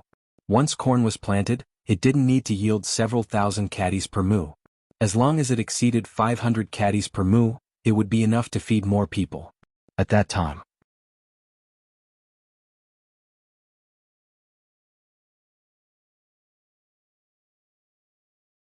Chapter 22. Before List could order his men to search for dragon horses, Gort, who was in charge of changing the alfalfa in the dairy farm, rushed to the castle early in the morning. List, good news? Our newly planted alfalfa has sprouted and is growing well. Most importantly, a wild horse had been lured over from an unknown place to eat the alfalfa. That wild horse is very spirited. Oh, it's even taller and more majestic than your fiery dragon horse. Call Teacher Marcus. Let's go to the dairy farm to take a look at this wild horse. After eating the alfalfa, it has to sell itself in exchange for food expenses, right? That's right, its food expenses are its own, haha. Everything in the territory belonged to the Lord. Without a doubt, this wild horse was List's private property. The group quickly arrived at the dairy farm. Sure enough, they saw a black wild horse leisurely eating the newly sprouted alfalfa on the pasture that should have belonged to the cows. This wild horse was tall, its fur was shiny, and its body was majestic. One could clearly see that its muscles were in a state of distinct lines. Teacher Marcus, you are an expert in identifying horses. What do you think of this wild horse? Wild Horse had already discovered List and the others, but it seemed to be very bold. Seeing that List and the others did not come close, it lowered its head and leisurely ate the grass. Marcus's eyes lit up and he said excitedly, "My lord, what a fine horse!" The bones were thin but the frame was big. The bulging muscles were beautiful, the limbs were long, and the Achilles tendon was also very long. The neck should be long and straight, slanted forward, and the buttocks should be square. The color of its fur is also very bright, which means that it has no disease. Most importantly, its eyes are very sharp. How does it compare to the blue-blooded horse? I'm sorry, sir, I've never seen a blue-blood horse. The best horse I've seen is the Count's black leopard. It's said that it has the bloodline of the World of Warcraft's drywood leopard. But the mastiff is far inferior to this wild horse. A horse with a white forehead is called a D. The mastiff was the mount of the Earl of Coral Island, so List was naturally familiar with it. The black wild horse in front of him had an aura that far surpassed that of a black panther. After all, dragons were the most sacred animals and dragon horses were the kings of horses. How do we catch it? Marcus said, I can overturn it with my bare hands. After all, it's just a horse. However, if you want it to be your mount, then you have to subdue it yourself. Wild horses will only yield to people who can subdue them. List did not want to tame the dragon's talk as his mount. He hoped that the dragon's talk would become a true stallion and breed a dragon's talk clan for him. However, taming a wild dragon breed horse was an interesting matter. List did not let Marcus do it for him. He walked up to the Mustang himself. When he approached, the grass-eating Mustang immediately became alert. It turned around and glared fiercely at List as if warning List not to cross the line. When List got closer and closer, the Mustang finally lost its patience and directly bit at List. His body twisted, and his good horsemanship allowed List to instantly turn around and ride on the Mustang's back. The Mustang felt great humiliation after being ridden by someone. It frantically shook its body and jumped around, trying to throw List off. However, List held its neck and his body was bursting with fighting energy. He was not moved at all. The Earth Knight could fight against a real World of Warcraft, let alone a horse. Half an hour later, the Mustang, tired from tossing and turning, finally stopped. It panted and let List ride it, directing it to the left and right. Wiping the sweat from his forehead, List laughed. What a stubborn big fellow. Its fur is pure black, without a single strand of mixed hair. I might as well call you Black Dragon. The pure black horse was called Black. Coupled with its meager dragon bloodline, the name Black Dragon was very fitting. Carl, bring me some wheat bran biscuits. List dismounted. Although taming a Mustang wasn't too difficult, it was really tiring. He was already sweating all over. At this time, Fiery Dragon also came over. It was a young mare. While rubbing against List's shoulder, it opened its eyes wide and looked at the tall Black Dragon at the side. However, Black Dragon simply didn't look straight at Fiery Dragon. It still held its head high and didn't try to curry favor with List. It still retained a trace of unruliness. Even when List took the wheat bran biscuits and fed it, it still didn't show any affection. Sir, Black Dragon is an adult horse. If it is to be fed as a warhorse, then it would be best to abort it so as to avoid losing weight. Marcus said. Abort? List waved his hand. That won't do. I have already decided to use Black Dragon as a stallion to breed a herd of horses for the flower town. It would be a huge loss if such an extraordinary horse couldn't reproduce. So it wants to be a stallion. Marcus nodded, approving of the decision. Even if he didn't know that Black Dragon was a Mustang, he could still see that it was extraordinary. It would be a pity to abort such a horse. Black Dragon, who didn't know that it had escaped a calamity, ate the wheat bran biscuits and recovered its initial contentment. Occasionally, it would nibble on the alfalfa on the ground. Gort wanted to step forward and stroke it, but was startled by Black Dragon's snort. He had no choice but to stiffly change the subject. Where did Black Dragon come from? Did it come from the Thorns Ridge? Perhaps there are still Black Dragon in the Thorns Ridge. There are wild horses on the island. Now that I think about it, it is really strange. Marcus guessed. The living environment of horses was usually the prairie. The Coral Island didn't have enough prairies for wild horses to live in. It wasn't very realistic to naturally breed wild horses. Perhaps it drifted over from somewhere else, or perhaps it was a horse raised by the island's residents that became wild. In short, it couldn't have appeared out of thin air. Besides, I think that in a few days Black Dragon might come out of the Thorns Ridge. At that time, a Black Dragon horse herd would really be formed. That would be for the best. List was also puzzled. He didn't know if he believed that Black Dragon lived on this land, or if there was some kind of existence behind the smoke mission that forcibly fabricated a Black Dragon. He was inclined to believe that Black Dragon lived here, and that the smoke mission was just a trigger mechanism rather than a rigid creation. As for what the smoke mission was, there was no way to solve it for the time being. He could only restrain himself and slowly answer it in the future. He looked at the new tender alfalfa, which formed a very beautiful grassland. Suddenly, he thought of the wasteland outside the castle. Teacher Gort, how about we plant alfalfa on the wasteland around the castle? We can build a horse farm outside the castle and raise the Black Dragon horse herd. Oh, it should be feasible. Why don't we give it a try? Then I'll leave it to Teacher Gort. List rode Black Dragon back to the castle. Gort and Marcus were also preparing to return. On the way, Gort suddenly asked, Marcus, you are now calling List, sir? Yes. It's not like you to make a decision so quickly. I don't have many choices, Mr. Gort. Marcus gazed into the distance. The short castle was bathed in the sunlight, shining brightly. Besides, didn't you often say that he has the demeanor of a Sir Count? I believe that he won't stay dormant in a remote place like the flower town forever.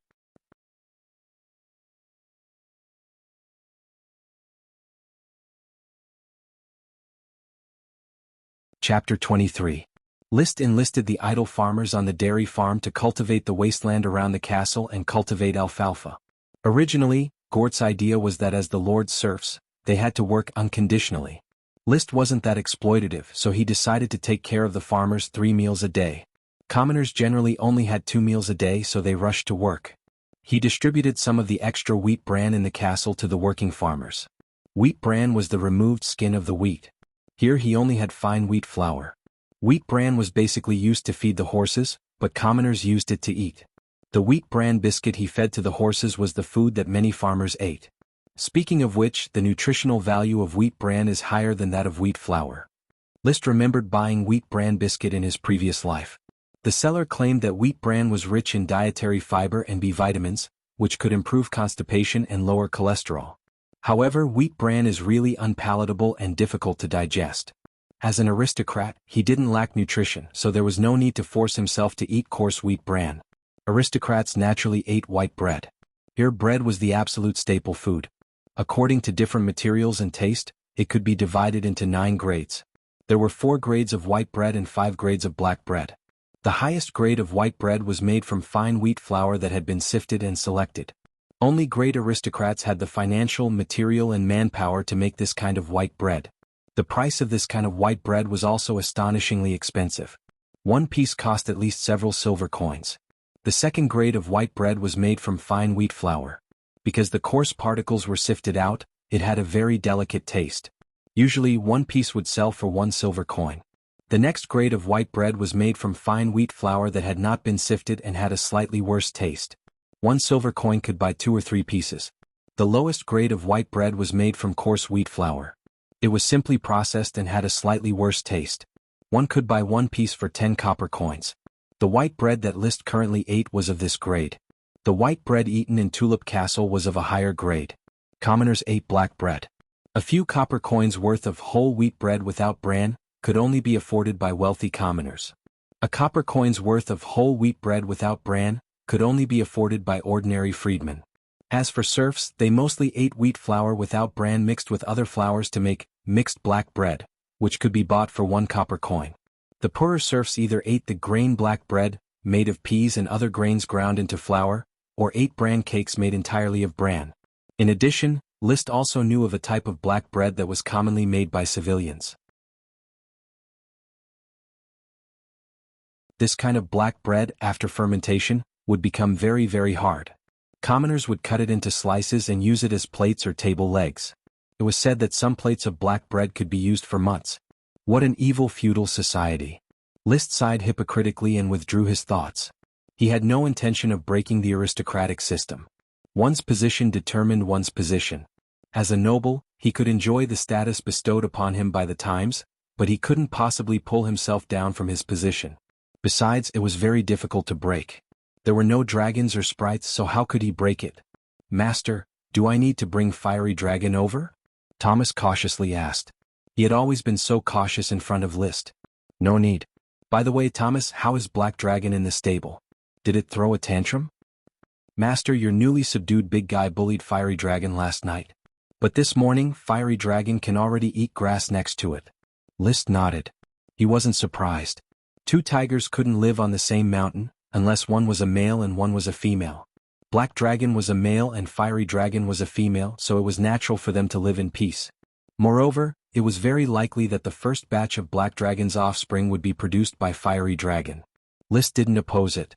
Fiery Dragon was also a fine breed mixed with the low-level World of Warcraft's Fiery Dragon bloodline. Only by combining the strong could they produce better offspring. He no longer paid attention to it. List began to practice the moves of the Fluctuating Flames fluctuations. Generally, an Earth Knight wouldn't practice the next secret manual before being proficient in the Chi secret manual that was most compatible with them. List had a good perception and was still familiar with the Fiery Dragon drill, so he could practice the Fluctuating Flames fluctuations at the same time.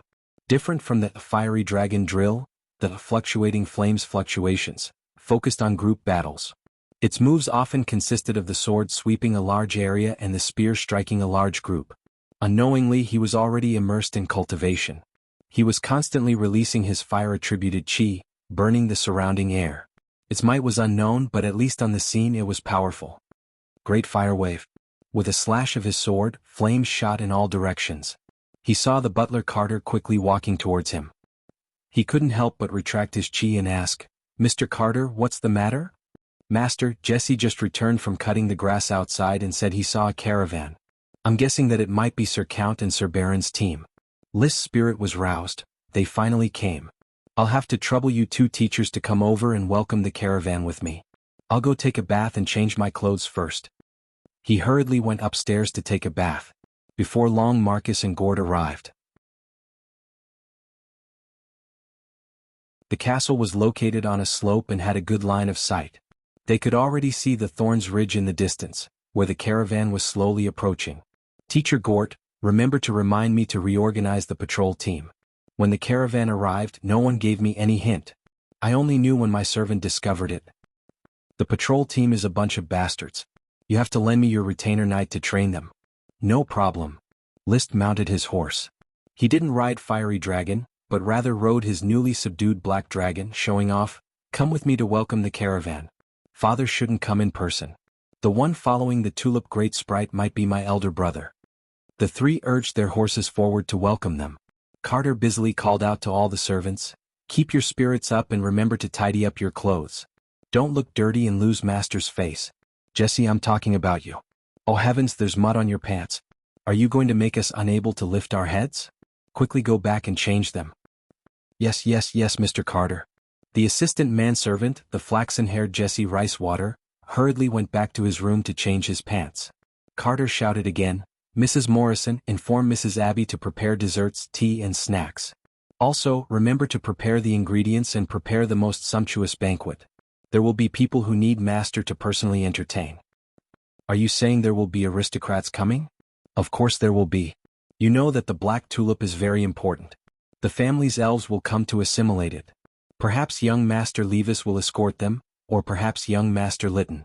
In any case, they are all important people. We can't lose Master's face as well as Thomas's peers. Thomas's peers were also the valets of the various nobles.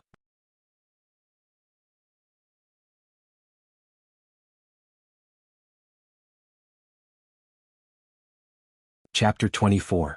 1, 2, 3, 4, 5, 6, 7, 8, 9, a total of 10 carriages, under the escort of a team of knights, followed the yellow road to the castle's hill.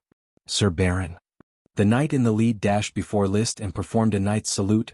I have escorted the convoy that departed from Tulip Castle to the Flower Town for the transaction.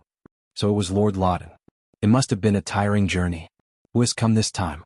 List returned the salute. Lord Loudon's knight said, Sir Viscount and Sir Baron of Falcon Town have come together. Is that so? My sister has also come. While they were speaking, a luxurious carriage had already climbed up the hill and stopped in front of List and the others. The accompanying serving men opened the carriage doors on both sides, and a young man and a young woman in aristocratic attire alighted. The young man was somewhat similar to List, but he was a bit uglier. He also had light blonde hair and sapphire-colored eyes. The young woman was also somewhat similar to List, but she was also not as good-looking as List. She had light blonde hair and sapphire-colored eyes. She did not wear the attire of an aristocratic lady. Instead, she wore the same aristocratic attire as the young man. The necessary riding attire was similar to a tuxedo but more gorgeous. My dear brother, the Flower Town's Lord Baron List, look who has come. The young man Levis Tulip said with a laugh. List dismounted and walked towards Levis. Big brother, I did not expect you to come in person. Also, my sister, how is life in Falcon Town? Li Weiwei Tulip raised her slender eyebrows. List, I feel that you have become an Earth Knight? That's right, I have fortunately broken through, even though it is a bit late. It seems that after leaving the shackles of Tulip Castle, you have been set free in the Flower Town. You became an Earth Knight, found a new tulip potion, and I heard that a peanut worm was born in the town. Your luck is so good that it makes me jealous. Levis smiled and patted List's shoulder. Actually, the relationship between brothers and sisters was not very good. Behind their passionate actions, it was more of a polite exchange between nobles. No matter what, the three siblings had already become true noble knights. At this time, List's black dragon suddenly snorted and roared at the horses pulling the carriage. The horses were so frightened that they retreated and almost ran away with the carriage. Only then did Levis and Li Weiwei notice the shiny black dragon. Li Weiwei's eyes lit up. What a magnificent horse. List, isn't your mount a red mare that father gave you as a birthday present? Where did you get this steed? Can you give it to big sister?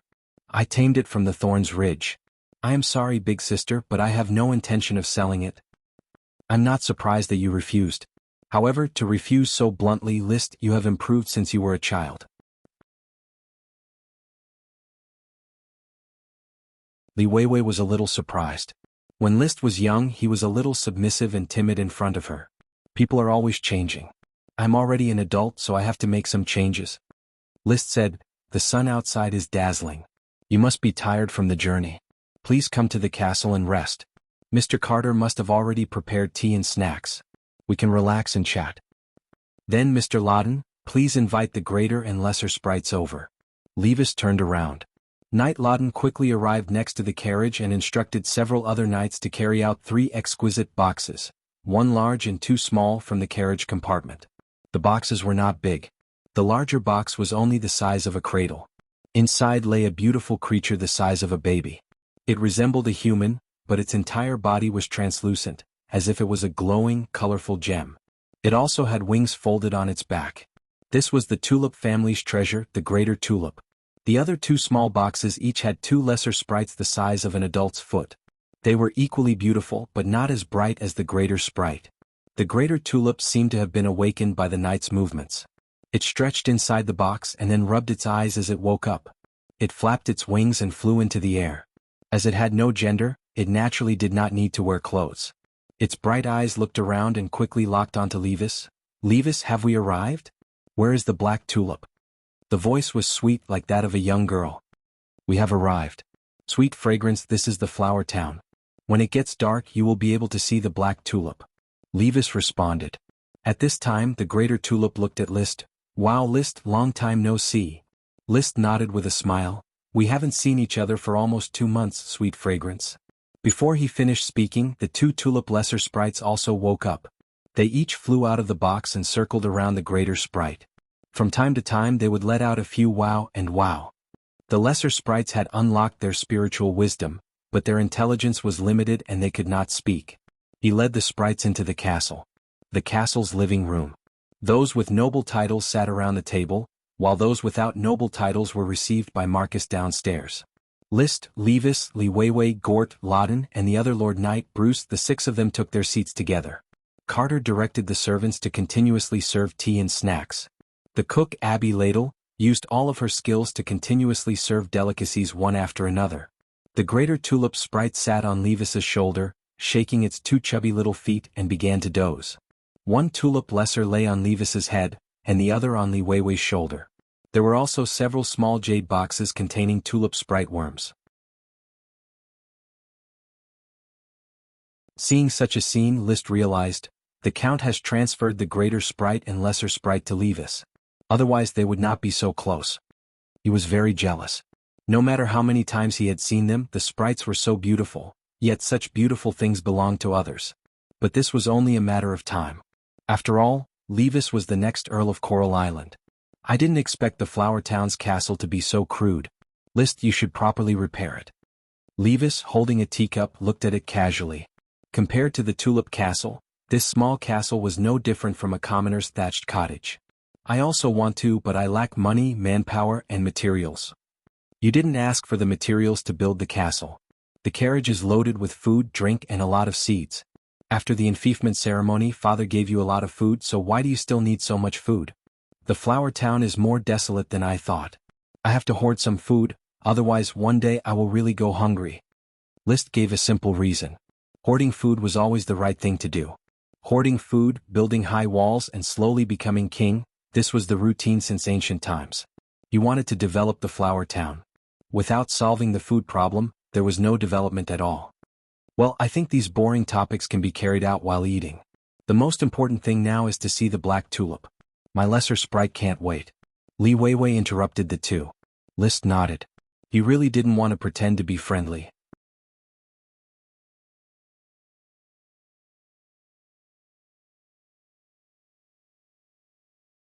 Chapter 25. In the center of the flower farm, the greater tulip sprite, together with the lesser tulip sprite as well as 6 tulip sprite worms, surrounded the black tulip, absorbing the black tulip's aura and assimilating it. List stood to the side, attentively watching the greater tulip sprite. In the memories of his predecessor, the greater sprite named Sweet Fragrance was estimated to be more than 60 years old. 20 years ago it was just a lesser sprite. During List's father's generation, it successfully evolved into a greater sprite. With Sweet Fragrance's help, the tulip family developed rapidly, and a large amount of tulip was exchanged for countless wealth. Using the wealth to accumulate the orders of chivalry, Lee William was conferred the title of Count within a few years due to his military exploits. The Coral Island became the family's territory. Sprite. Although I have the memories of my predecessor and have seen Sweet Fragrance since childhood, but no matter how many times I look at it, it is not enough. Sprites are beautiful things that should not exist in this world. Unfortunately, it is not mine. I only have 5 sprite worms. No, I will soon have 6. He wrote to the Count, hoping to exchange for a sprite worm. The Count clearly agreed because Levis had brought a wheat sprite worm with him. My dear brother, Father asked me to give you this wheat sprite worm as a reward for discovering the tulip potion. Levis took out a jade box and handed it to List. Is this a reward outside of the transaction, or inside of the transaction? Outside of the transaction, hee. List, don't think of us as outsiders. Levis smiled gently, his aristocratic temperament not much worse than List's. In any case, the blood of the tulip family flows in our veins. The importance of a tulip potion is huge for the family. After Father heard about it, he was very happy. Then I will accept it. Thanks Sir Father for me. Why don't you thank him in person? Li Weiwei walked over. Grandfather has fallen ill and is bedridden. Father has prepared for us 3 siblings to visit him. Therefore you will have to return to the Coral City with us tomorrow. Is that so? List nodded. There was no reason for him to refuse. Therefore let's leave the reminiscing for lunch. First, let's settle the formal negotiations. Li Weiwei, you talk with List first. I will go take a look at the scenery of the flower town. I have never been to this small town. Levis rode on his own steed and left with the retainer knight and Laden, who was guarding his safety. They watched as Levis left. Li Weiwei suddenly said, "Are you really not willing to part with this dark horse?" "I'm sorry, sister. It's extraordinary. Did you notice?" "Yes." "Determined not to sell?" "Not for sale." "Well, it seems that not only did your luck improve, but your temper also improved." Li Weiwei narrowed her eyes. When she was young, she had beaten List quite a few times. The previous List had been a good-for-nothing, and he had often been beaten by his older brother and sister, who had snatched his toys. List did not want to recall the past as it was not his experience. "Sister, what did you bring me? In business you cannot fool me. I will not intervene in the sale of the tulip magic potion. I just came to assimilate a lesser sprite and 2 sprite worms. I will pay you 500 caddies of wheat, 800 caddies of corn, 100 caddies of pig iron and 50 caddies of wrought iron, as well as a packet of Falcontown specialty sweetheart seeds. Without the sweetheart worm, I don't care if you can grow them or not. It is less than I expected, but it will do. Don't be greedy. If it was Lytton, I would only be willing to pay half." Lytton was the youngest son of a count. His mother was the current countess, the daughter of a minor aristocratic family. The mother of List and his siblings was the daughter of a marquis, which was far from what Lytton could compare to. To measure aristocratic status, the nobility of one's parents and connections were the key. Seemingly dissatisfied with List's current attitude, Li Weiwei proposed a competition after the deal was settled. "What is the attribute of your chi?" "Fire." "What secret manual did you practice?" "Fiery dragon drill." "Let's have a match. Let me see your current strength." Li Weiwei took the spear carried by the retainer knight and said, "After advancing to an earth knight, I have not swapped pointers with you for a long time." Swapping pointers was an excuse. The purpose was nothing more than to teach List a lesson. However, the current List was no longer the yes-man List. He just faintly smiled. "Sorry, I have not finished practicing my secret manual. Let's have a match another day." Li Weiwei's gaze was cold. "Are you running away? This is not the quality a knight should have. The quality of a knight is fairness. Sister, why not wait until I finish practicing that fiery dragon drill?" List softly dispelled the verbal pressure. Raising her eyebrows, Li Weiwei put down her spear. "You are as timid as ever. This is called wisdom. You really know how to flatter yourself." Li Weiwei was 19 years old, unmarried, and still a vigorous young woman. List, on the other hand, had long since passed the Chinibu stage. He would not get angry because of a few words. A few meaningless words were exchanged. Levis had already returned from his stroll. "Dirty, messy, poor." He shook his head. "List, I already understand your need for food. The flower town is far more impoverished than any small town I have ever seen." "Indeed. However, I will make it prosperous." "By relying on the black tulip? Then let's talk about this. Let's talk about assimilation first." For the greater sprite, lesser sprite, and 6 sprite worms, Tulip Castle will pay a total of 3,000 caddies of wheat, 2,000 caddies of barley, 500 caddies of wheat flour, 1,000 caddies of wrought iron, 30 barrels of beer, as well as seeds of various crops. After counting, List did not haggle and approved the deal. Carts after carts of supplies were transported to the castle's warehouse, filling up the somewhat shabby warehouse in an instant. Just the food alone was enough for the castle to eat for half a year. The pig iron and wrought iron could be used to forge tools and armor. As for the seeds, he had specifically asked for them to be planted in the flower town. Without sprite worms, the barren land could only be watered with farm manure to see if it would yield any results. Speaking of which, the small town was no longer very dirty. Every day there would be people picking up the feces and selling them to the castle. List ordered people to distribute the feces to each settlement and use them to fertilize the fields. The time was short and the quantity was small. For the time being, apart from the peanut settlement, there were no obvious results in other places. The lunch atmosphere was pretty good. Gort was a very good foil to the banquet atmosphere, talking cheerfully and wittily. After the meal, Levis and List discussed the planting and sale of the black tulip.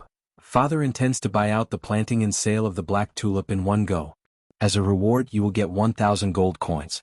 At the same time, you can also plant them in the flower town and then sell them to the tulip castle." "That won't do. The black tulip is the cornerstone of the flower town's development. I will not give up on a steady stream of income for a trifling 1,000 gold coins. That is 1,000 gold coins, which is not a small amount. I don't know if the flower town will be able to earn 1,000 gold coins in 50 years of tax revenue. If I plant the magic ingredient in large quantities, perhaps in a few years, I will be able to earn 1,000 gold coins a year just by relying on the black tulip. Magic ingredients are in short supply. There is no magic ingredient that cannot be sold on the market. You should know that without the family's channels, the black tulip cannot be transported out of the Thorns Ridge. That is why I want to discuss the planting and sale of the black tulip with father or brother. I can provide the seeds for the tulip castle. However, I will have to collect a certain share of the black tulip planted. You mean we will plant it while you lie in the castle and count the gold coins?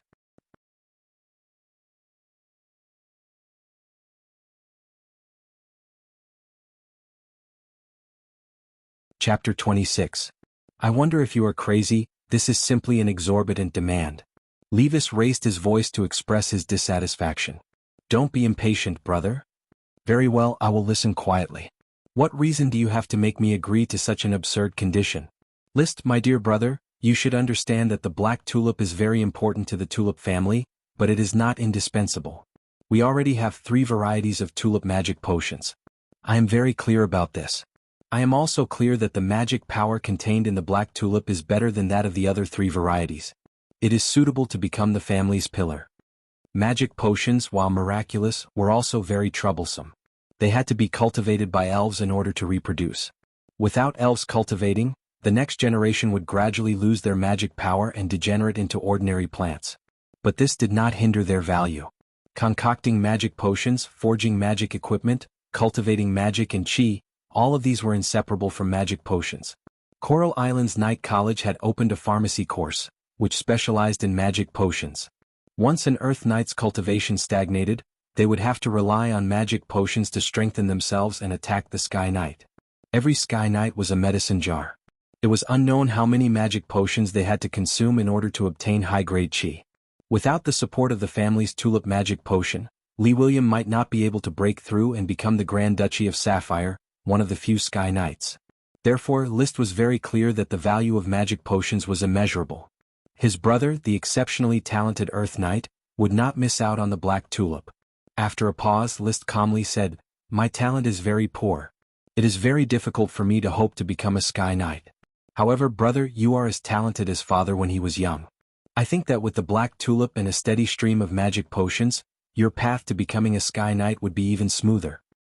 He then glanced at Li Weiwei. "Sister is the same. I believe that a Sky Knight is far more worthwhile than 1,000 gold coins, isn't it? I sincerely hope that brother and sister can become a Sky Knight. The tulip family needs you to support it. As for me, I just want to make some money to improve my life." Speaking of the Sky Knight, Levis's breathing became slightly hurried. He became an Earth Knight at the age of 13. This year he was 21 years old. Everyone said that he could become another Sky Knight in the tulip family. But he himself knew that there was a huge gap between an Earth Knight and a Sky Knight.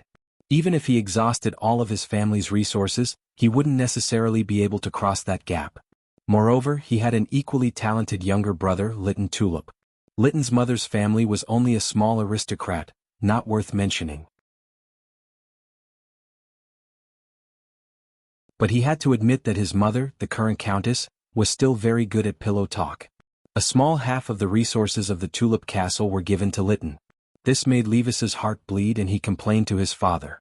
Shouldn't the family try their best to train him to become a Sky Knight? Why waste resources? He narrowed his eyes slightly and said in a low voice, "List, if you really support me, you should not put forward such harsh conditions. Then let me put it another way. I will only cooperate with brother and sister for the black tulip business. Father will not care about a magic potion." List's subtext was that avoiding the Tulip Castle meant avoiding Lytton.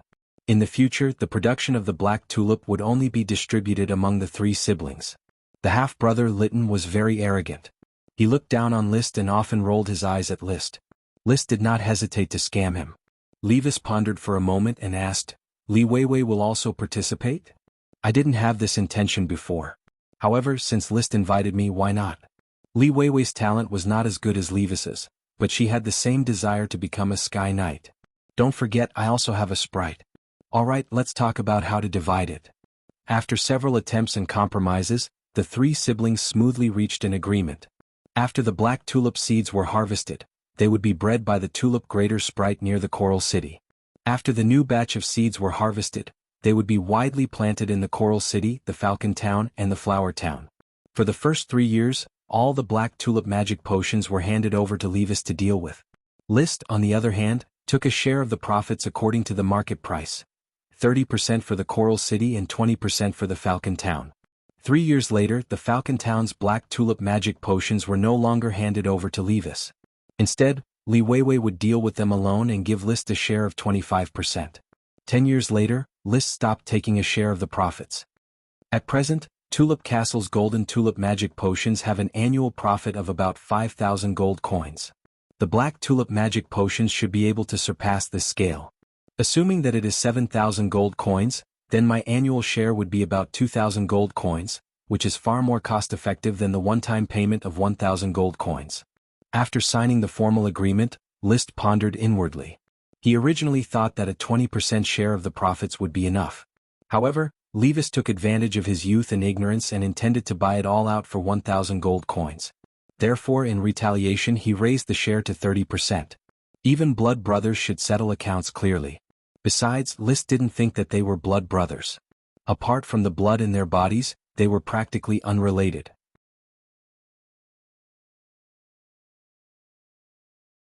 After the agreement was reached, there seemed to be a bit more tacit understanding between the three siblings. Outside the castle, the farmers reclaiming the wasteland were still busy. What, are you going to plant crops outside the castle? Wheat or barley?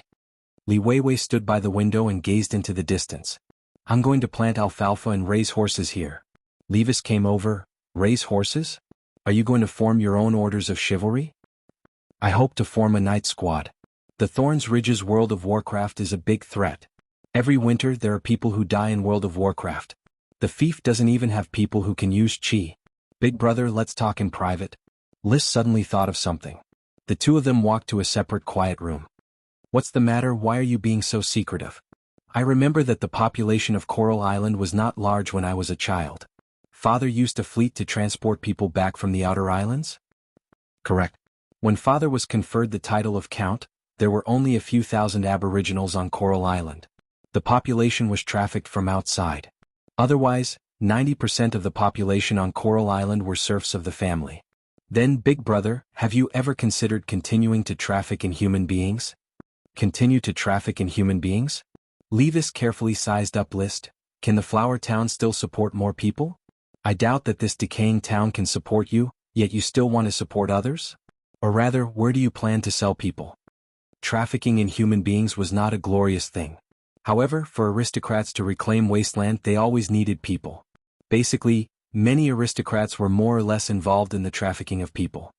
The Flower Town is indeed very small. Therefore, I am preparing to develop the Thorns Ridge, which requires a lot of manpower. With the production of black tulip, I believe that it can last for a while. At that time, it will be enough to develop the Flower Town. At the very least, it will not be worse than Elder Sister's Falcon Town, said List half-truthfully.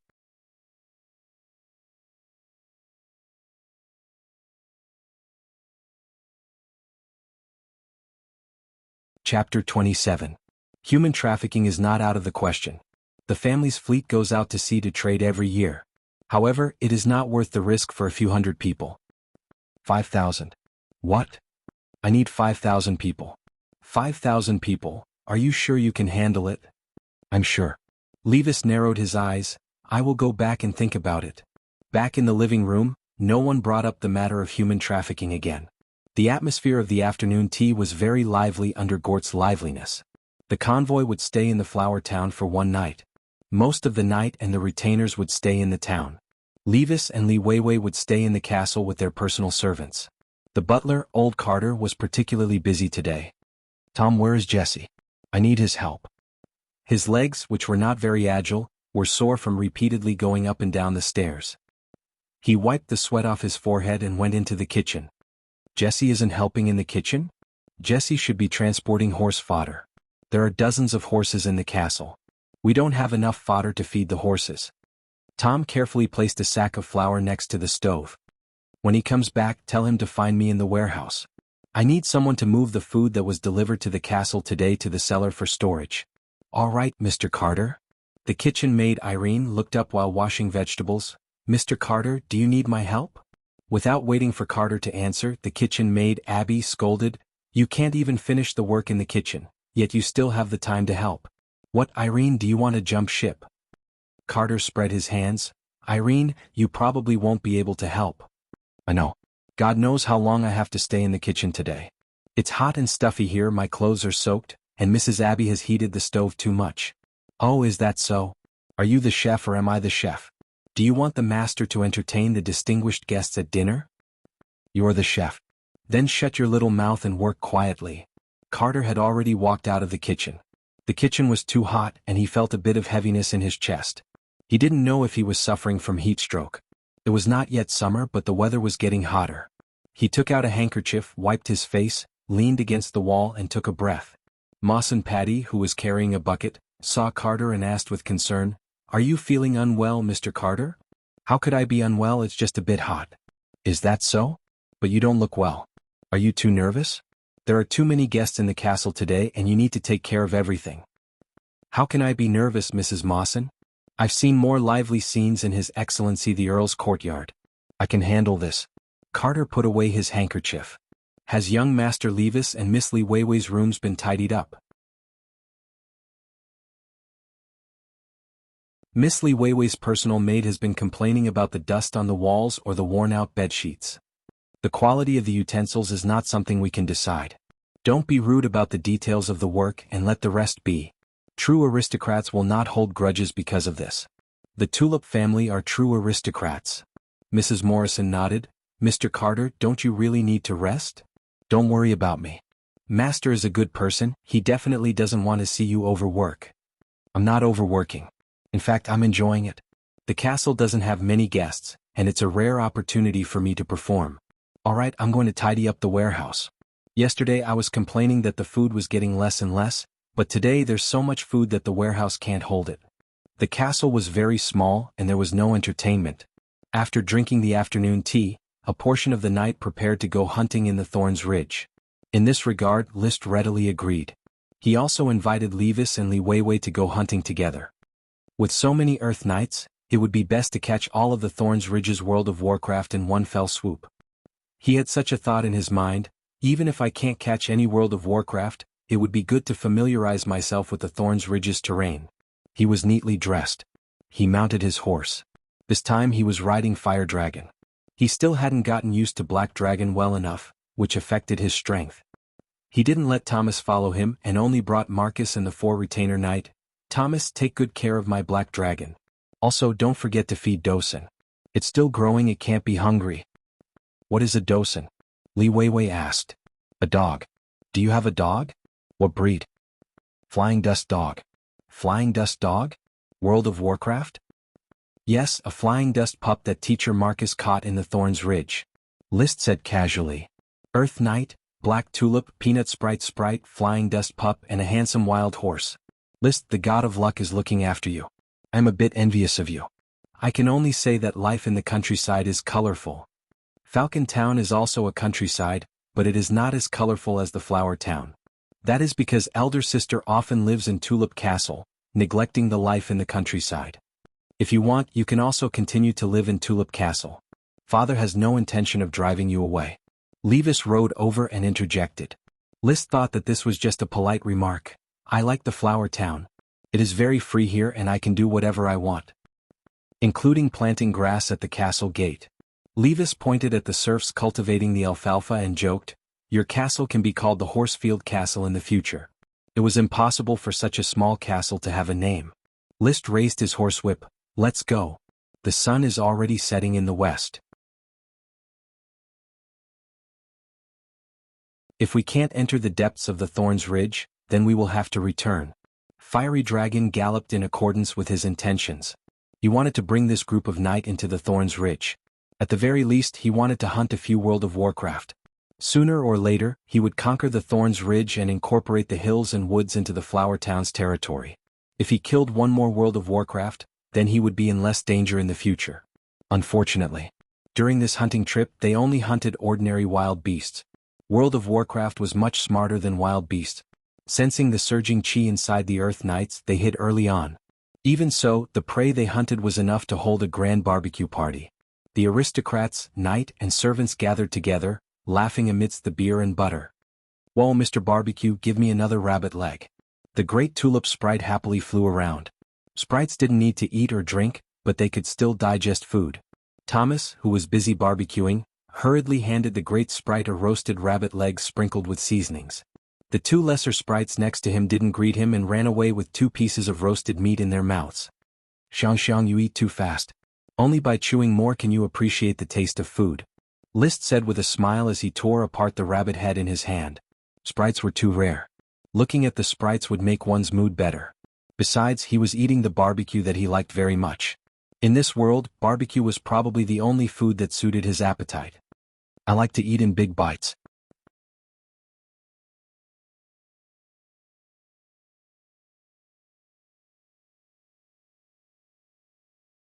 Chapter 28. It was already late at night. After the barbecue party was over, the knight went to the town to rest. Levis and Li Weiwei also entered their respective rooms.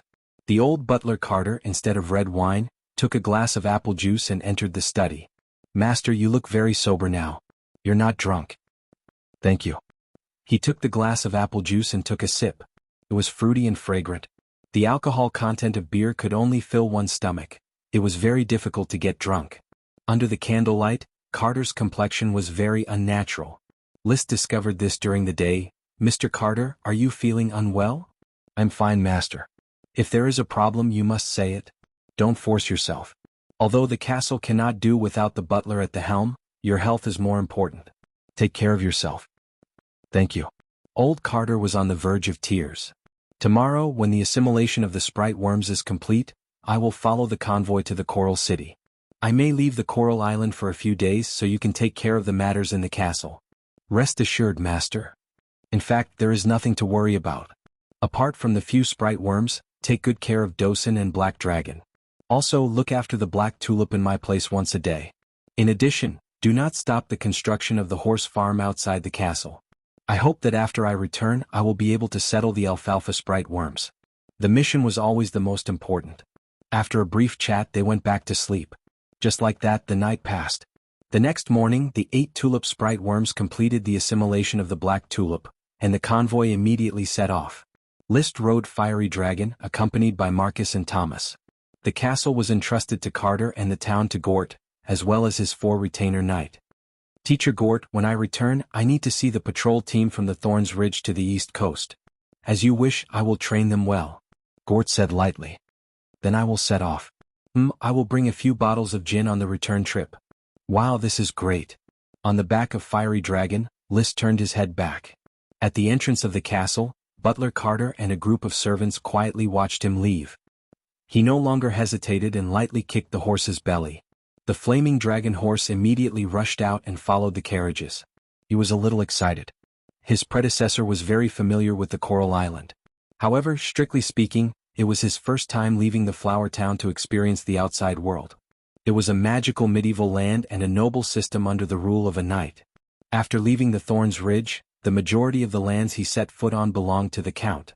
Only some small towns belonged to the Counts and Feft Baron. There were also some smaller villages and settlements that were the fiefdoms of the Lord Knight.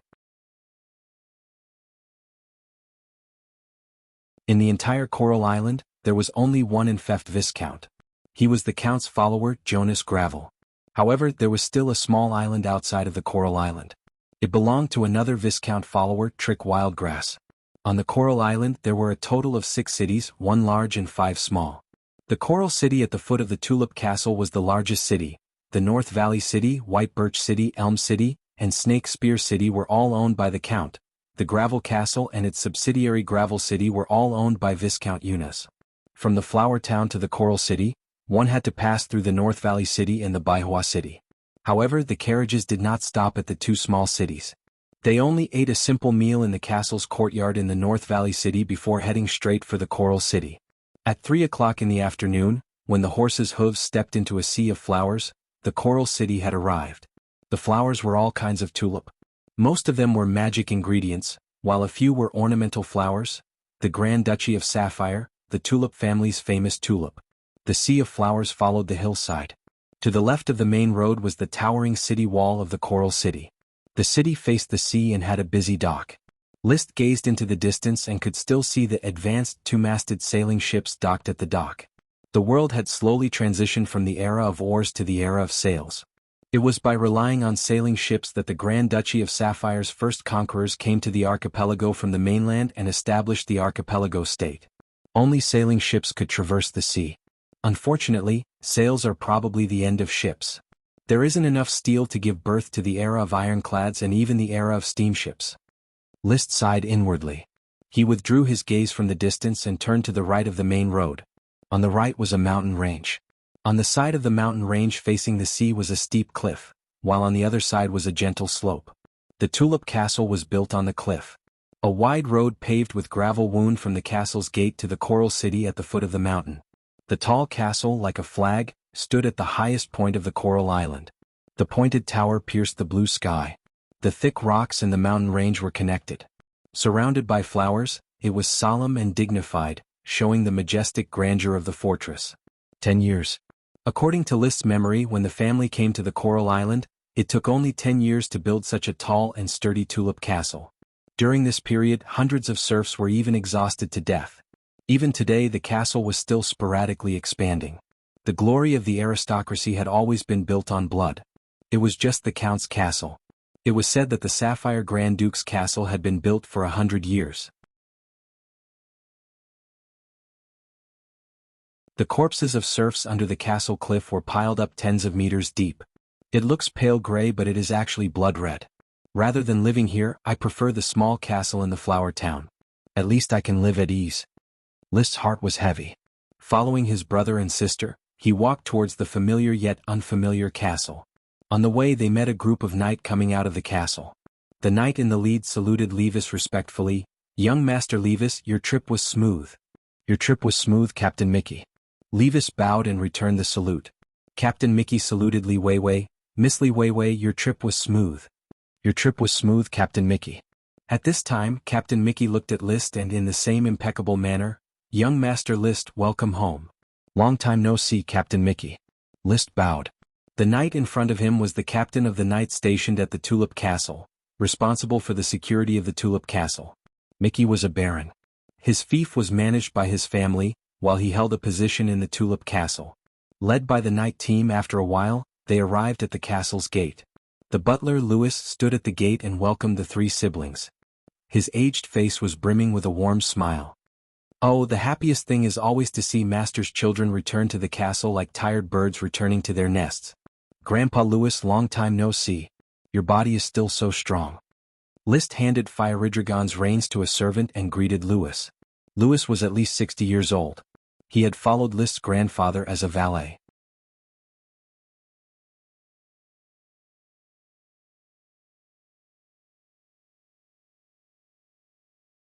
Chapter 29. I haven't seen you for 2 months. Young Master Liszt looks more spirited than before. How is life in Flower Town? Asked Louis with a smile. Everything is fine. That's good. The Lord has also talked about you several times. He is also very concerned about your current life. Would the Earl of Coral Island talk about Liszt's life? Liszt felt very doubtful. If the Earl really cared about Liszt, he would not enthef Liszt to a dilapidated town like Flower Town. Back home, Liszt did not feel homesick. The soul in his body came from another distant world. The memories of his predecessor were just a movie and could not affect his current mood. He and the Tulip family did not have a familial relationship. Everything was more like a game. Substituting himself in the role of Liszt. The busy servants in the castle bowed to the three young masters and young ladies when they saw them. The Tulip family members living here were only the Earl, the Countess, Levis, Lytton, and Li Weiwei, who often came back to live. However, there were more than 200 servants. Moreover, the servants had little free time. They were busy from morning to night. The real work could be summed up in one: to maintain the aristocracy's luxurious life. I'm going to take a bath. I can't stand the smell. Li Weiwei entered the castle and turned to leave. If father asks about me, tell him that I will be there in a moment. Levis seemed to be the owner of the castle. Liszt, do you also need to take a bath first? Father has been keeping your room for you, including the clothes you didn't take away. There are servants to take care of them. I'm not a germaphobe. I will wait for father here. Brother, if you have something to do, just go ahead and do it. I don't need to entertain you. Well, the castle is also your home. Well, I have to go talk to teacher Frank about the black tulip. He is helping me with the planting, sales, and pharmaceuticals. Also, the elves need to be settled down. These delicate little creatures can't be neglected in the slightest. Levis also left. Marcus followed a male servant to settle the horses, leaving only List and a few male servants in the living room. He clasped his hands behind his back and admired the crystal lamps on the stone pillars. The number of crystals and other gems in the castle represented the wealth of the nobles, because most of the gems came from dragons. In List's hometown, gems were probably used to look good. In this place, gems were natural magic attachments and contained magical power. Gems were indispensable for making magic items. The crystal lamp on the stone pillar in front of him was a magic item made of low-quality crystals. It could be lit until the magic power in the crystal was exhausted.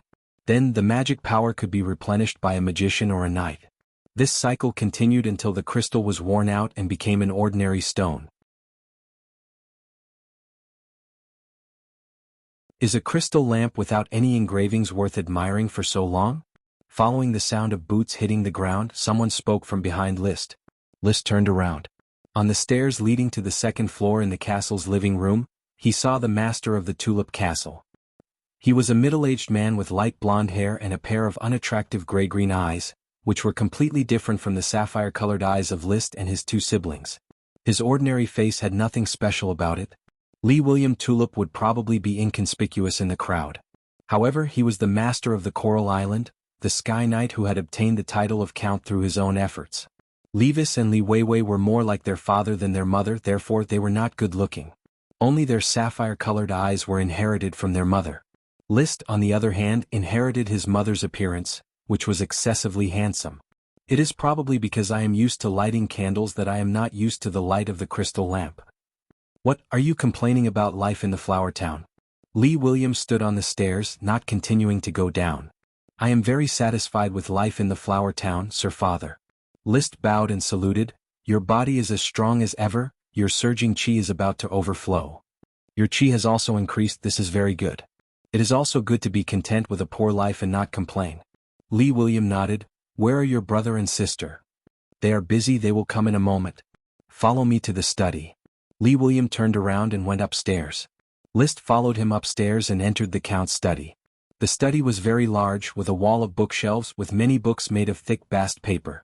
All of them had been sprayed with deodorant and fragrance, so that they did not have the unique stench of thick bast paper.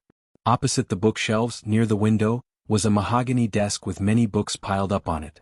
Clatter. The Count unscrewed a bottle of old Crescent wine and poured it into 2 crystal goblets. The amber-red wine swayed in the goblets like blood, sparkling and translucent. The Count picked up the goblet and handed it to his third son.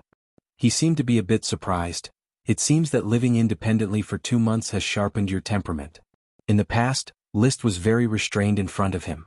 The relationship between father and son was awkward. But now List looked very calm. Thank you. List took the wine. I understand the responsibilities of a lord. I need to make changes. Positive changes. I think so too. After exchanging a few words, the father and son discovered that there was not much to talk about family. Thereupon, the Count raised his goblet, drank a mouthful of red wine and stiffly changed the subject. Has the matter of the black tulip been properly handled? How much did Levis pay you? Tulip Castle is responsible for the cultivation and sales. I have a share of the profits for 10 years, 30%, which is only a cooperation between me, Levis, and Li Weiwei. The Count pondered for a moment. Only a cooperation between the 3 of you? Yes. You shouldn't have left Lytton, he is also your younger brother. He is still young, isn't it good to be sheltered under his father's wings? My brother and sister, we are all adults, it is natural for us to cooperate. List smiled and did not deliberately explain or clarify his thoughts. Lytton looked down on him, so how could he look down on Lytton? As if only now remembering, List asked, what about Madame and Lytton? I didn't see them. Madame took Lytton to Snakespeare City. Today is Lytton's uncle's birthday. The Countess came from a baron family of Coral Island, which was located in a small town near Snakespeare City. After that, there was another period of silence. Liszt did not inherit the father-son relationship with the Count, and he could not chat like a stranger. It was difficult to grasp the degree between them, so he simply spoke less. The Count was somewhat unaccustomed to Liszt's current temperament. Compared to the yes-man attitude of before, it was more like a conversation between equals, and he could not find the feeling of being reprimanded. After a while he said, "It's still early for dinner. You can take a stroll around, or go to Coral City to see your friends." "No, I want to stay in the study and read." That you're tuning in to the Han Li's Wuxia Adventures YouTube channel. We're so grateful for your support, and don't forget to subscribe to join us on this incredible journey through captivating stories. Your generosity through donations truly makes a world of difference, as it's the primary source of revenue that allows me to expand and enhance this channel for you. Thank you from the bottom of my heart for being a part of this adventure.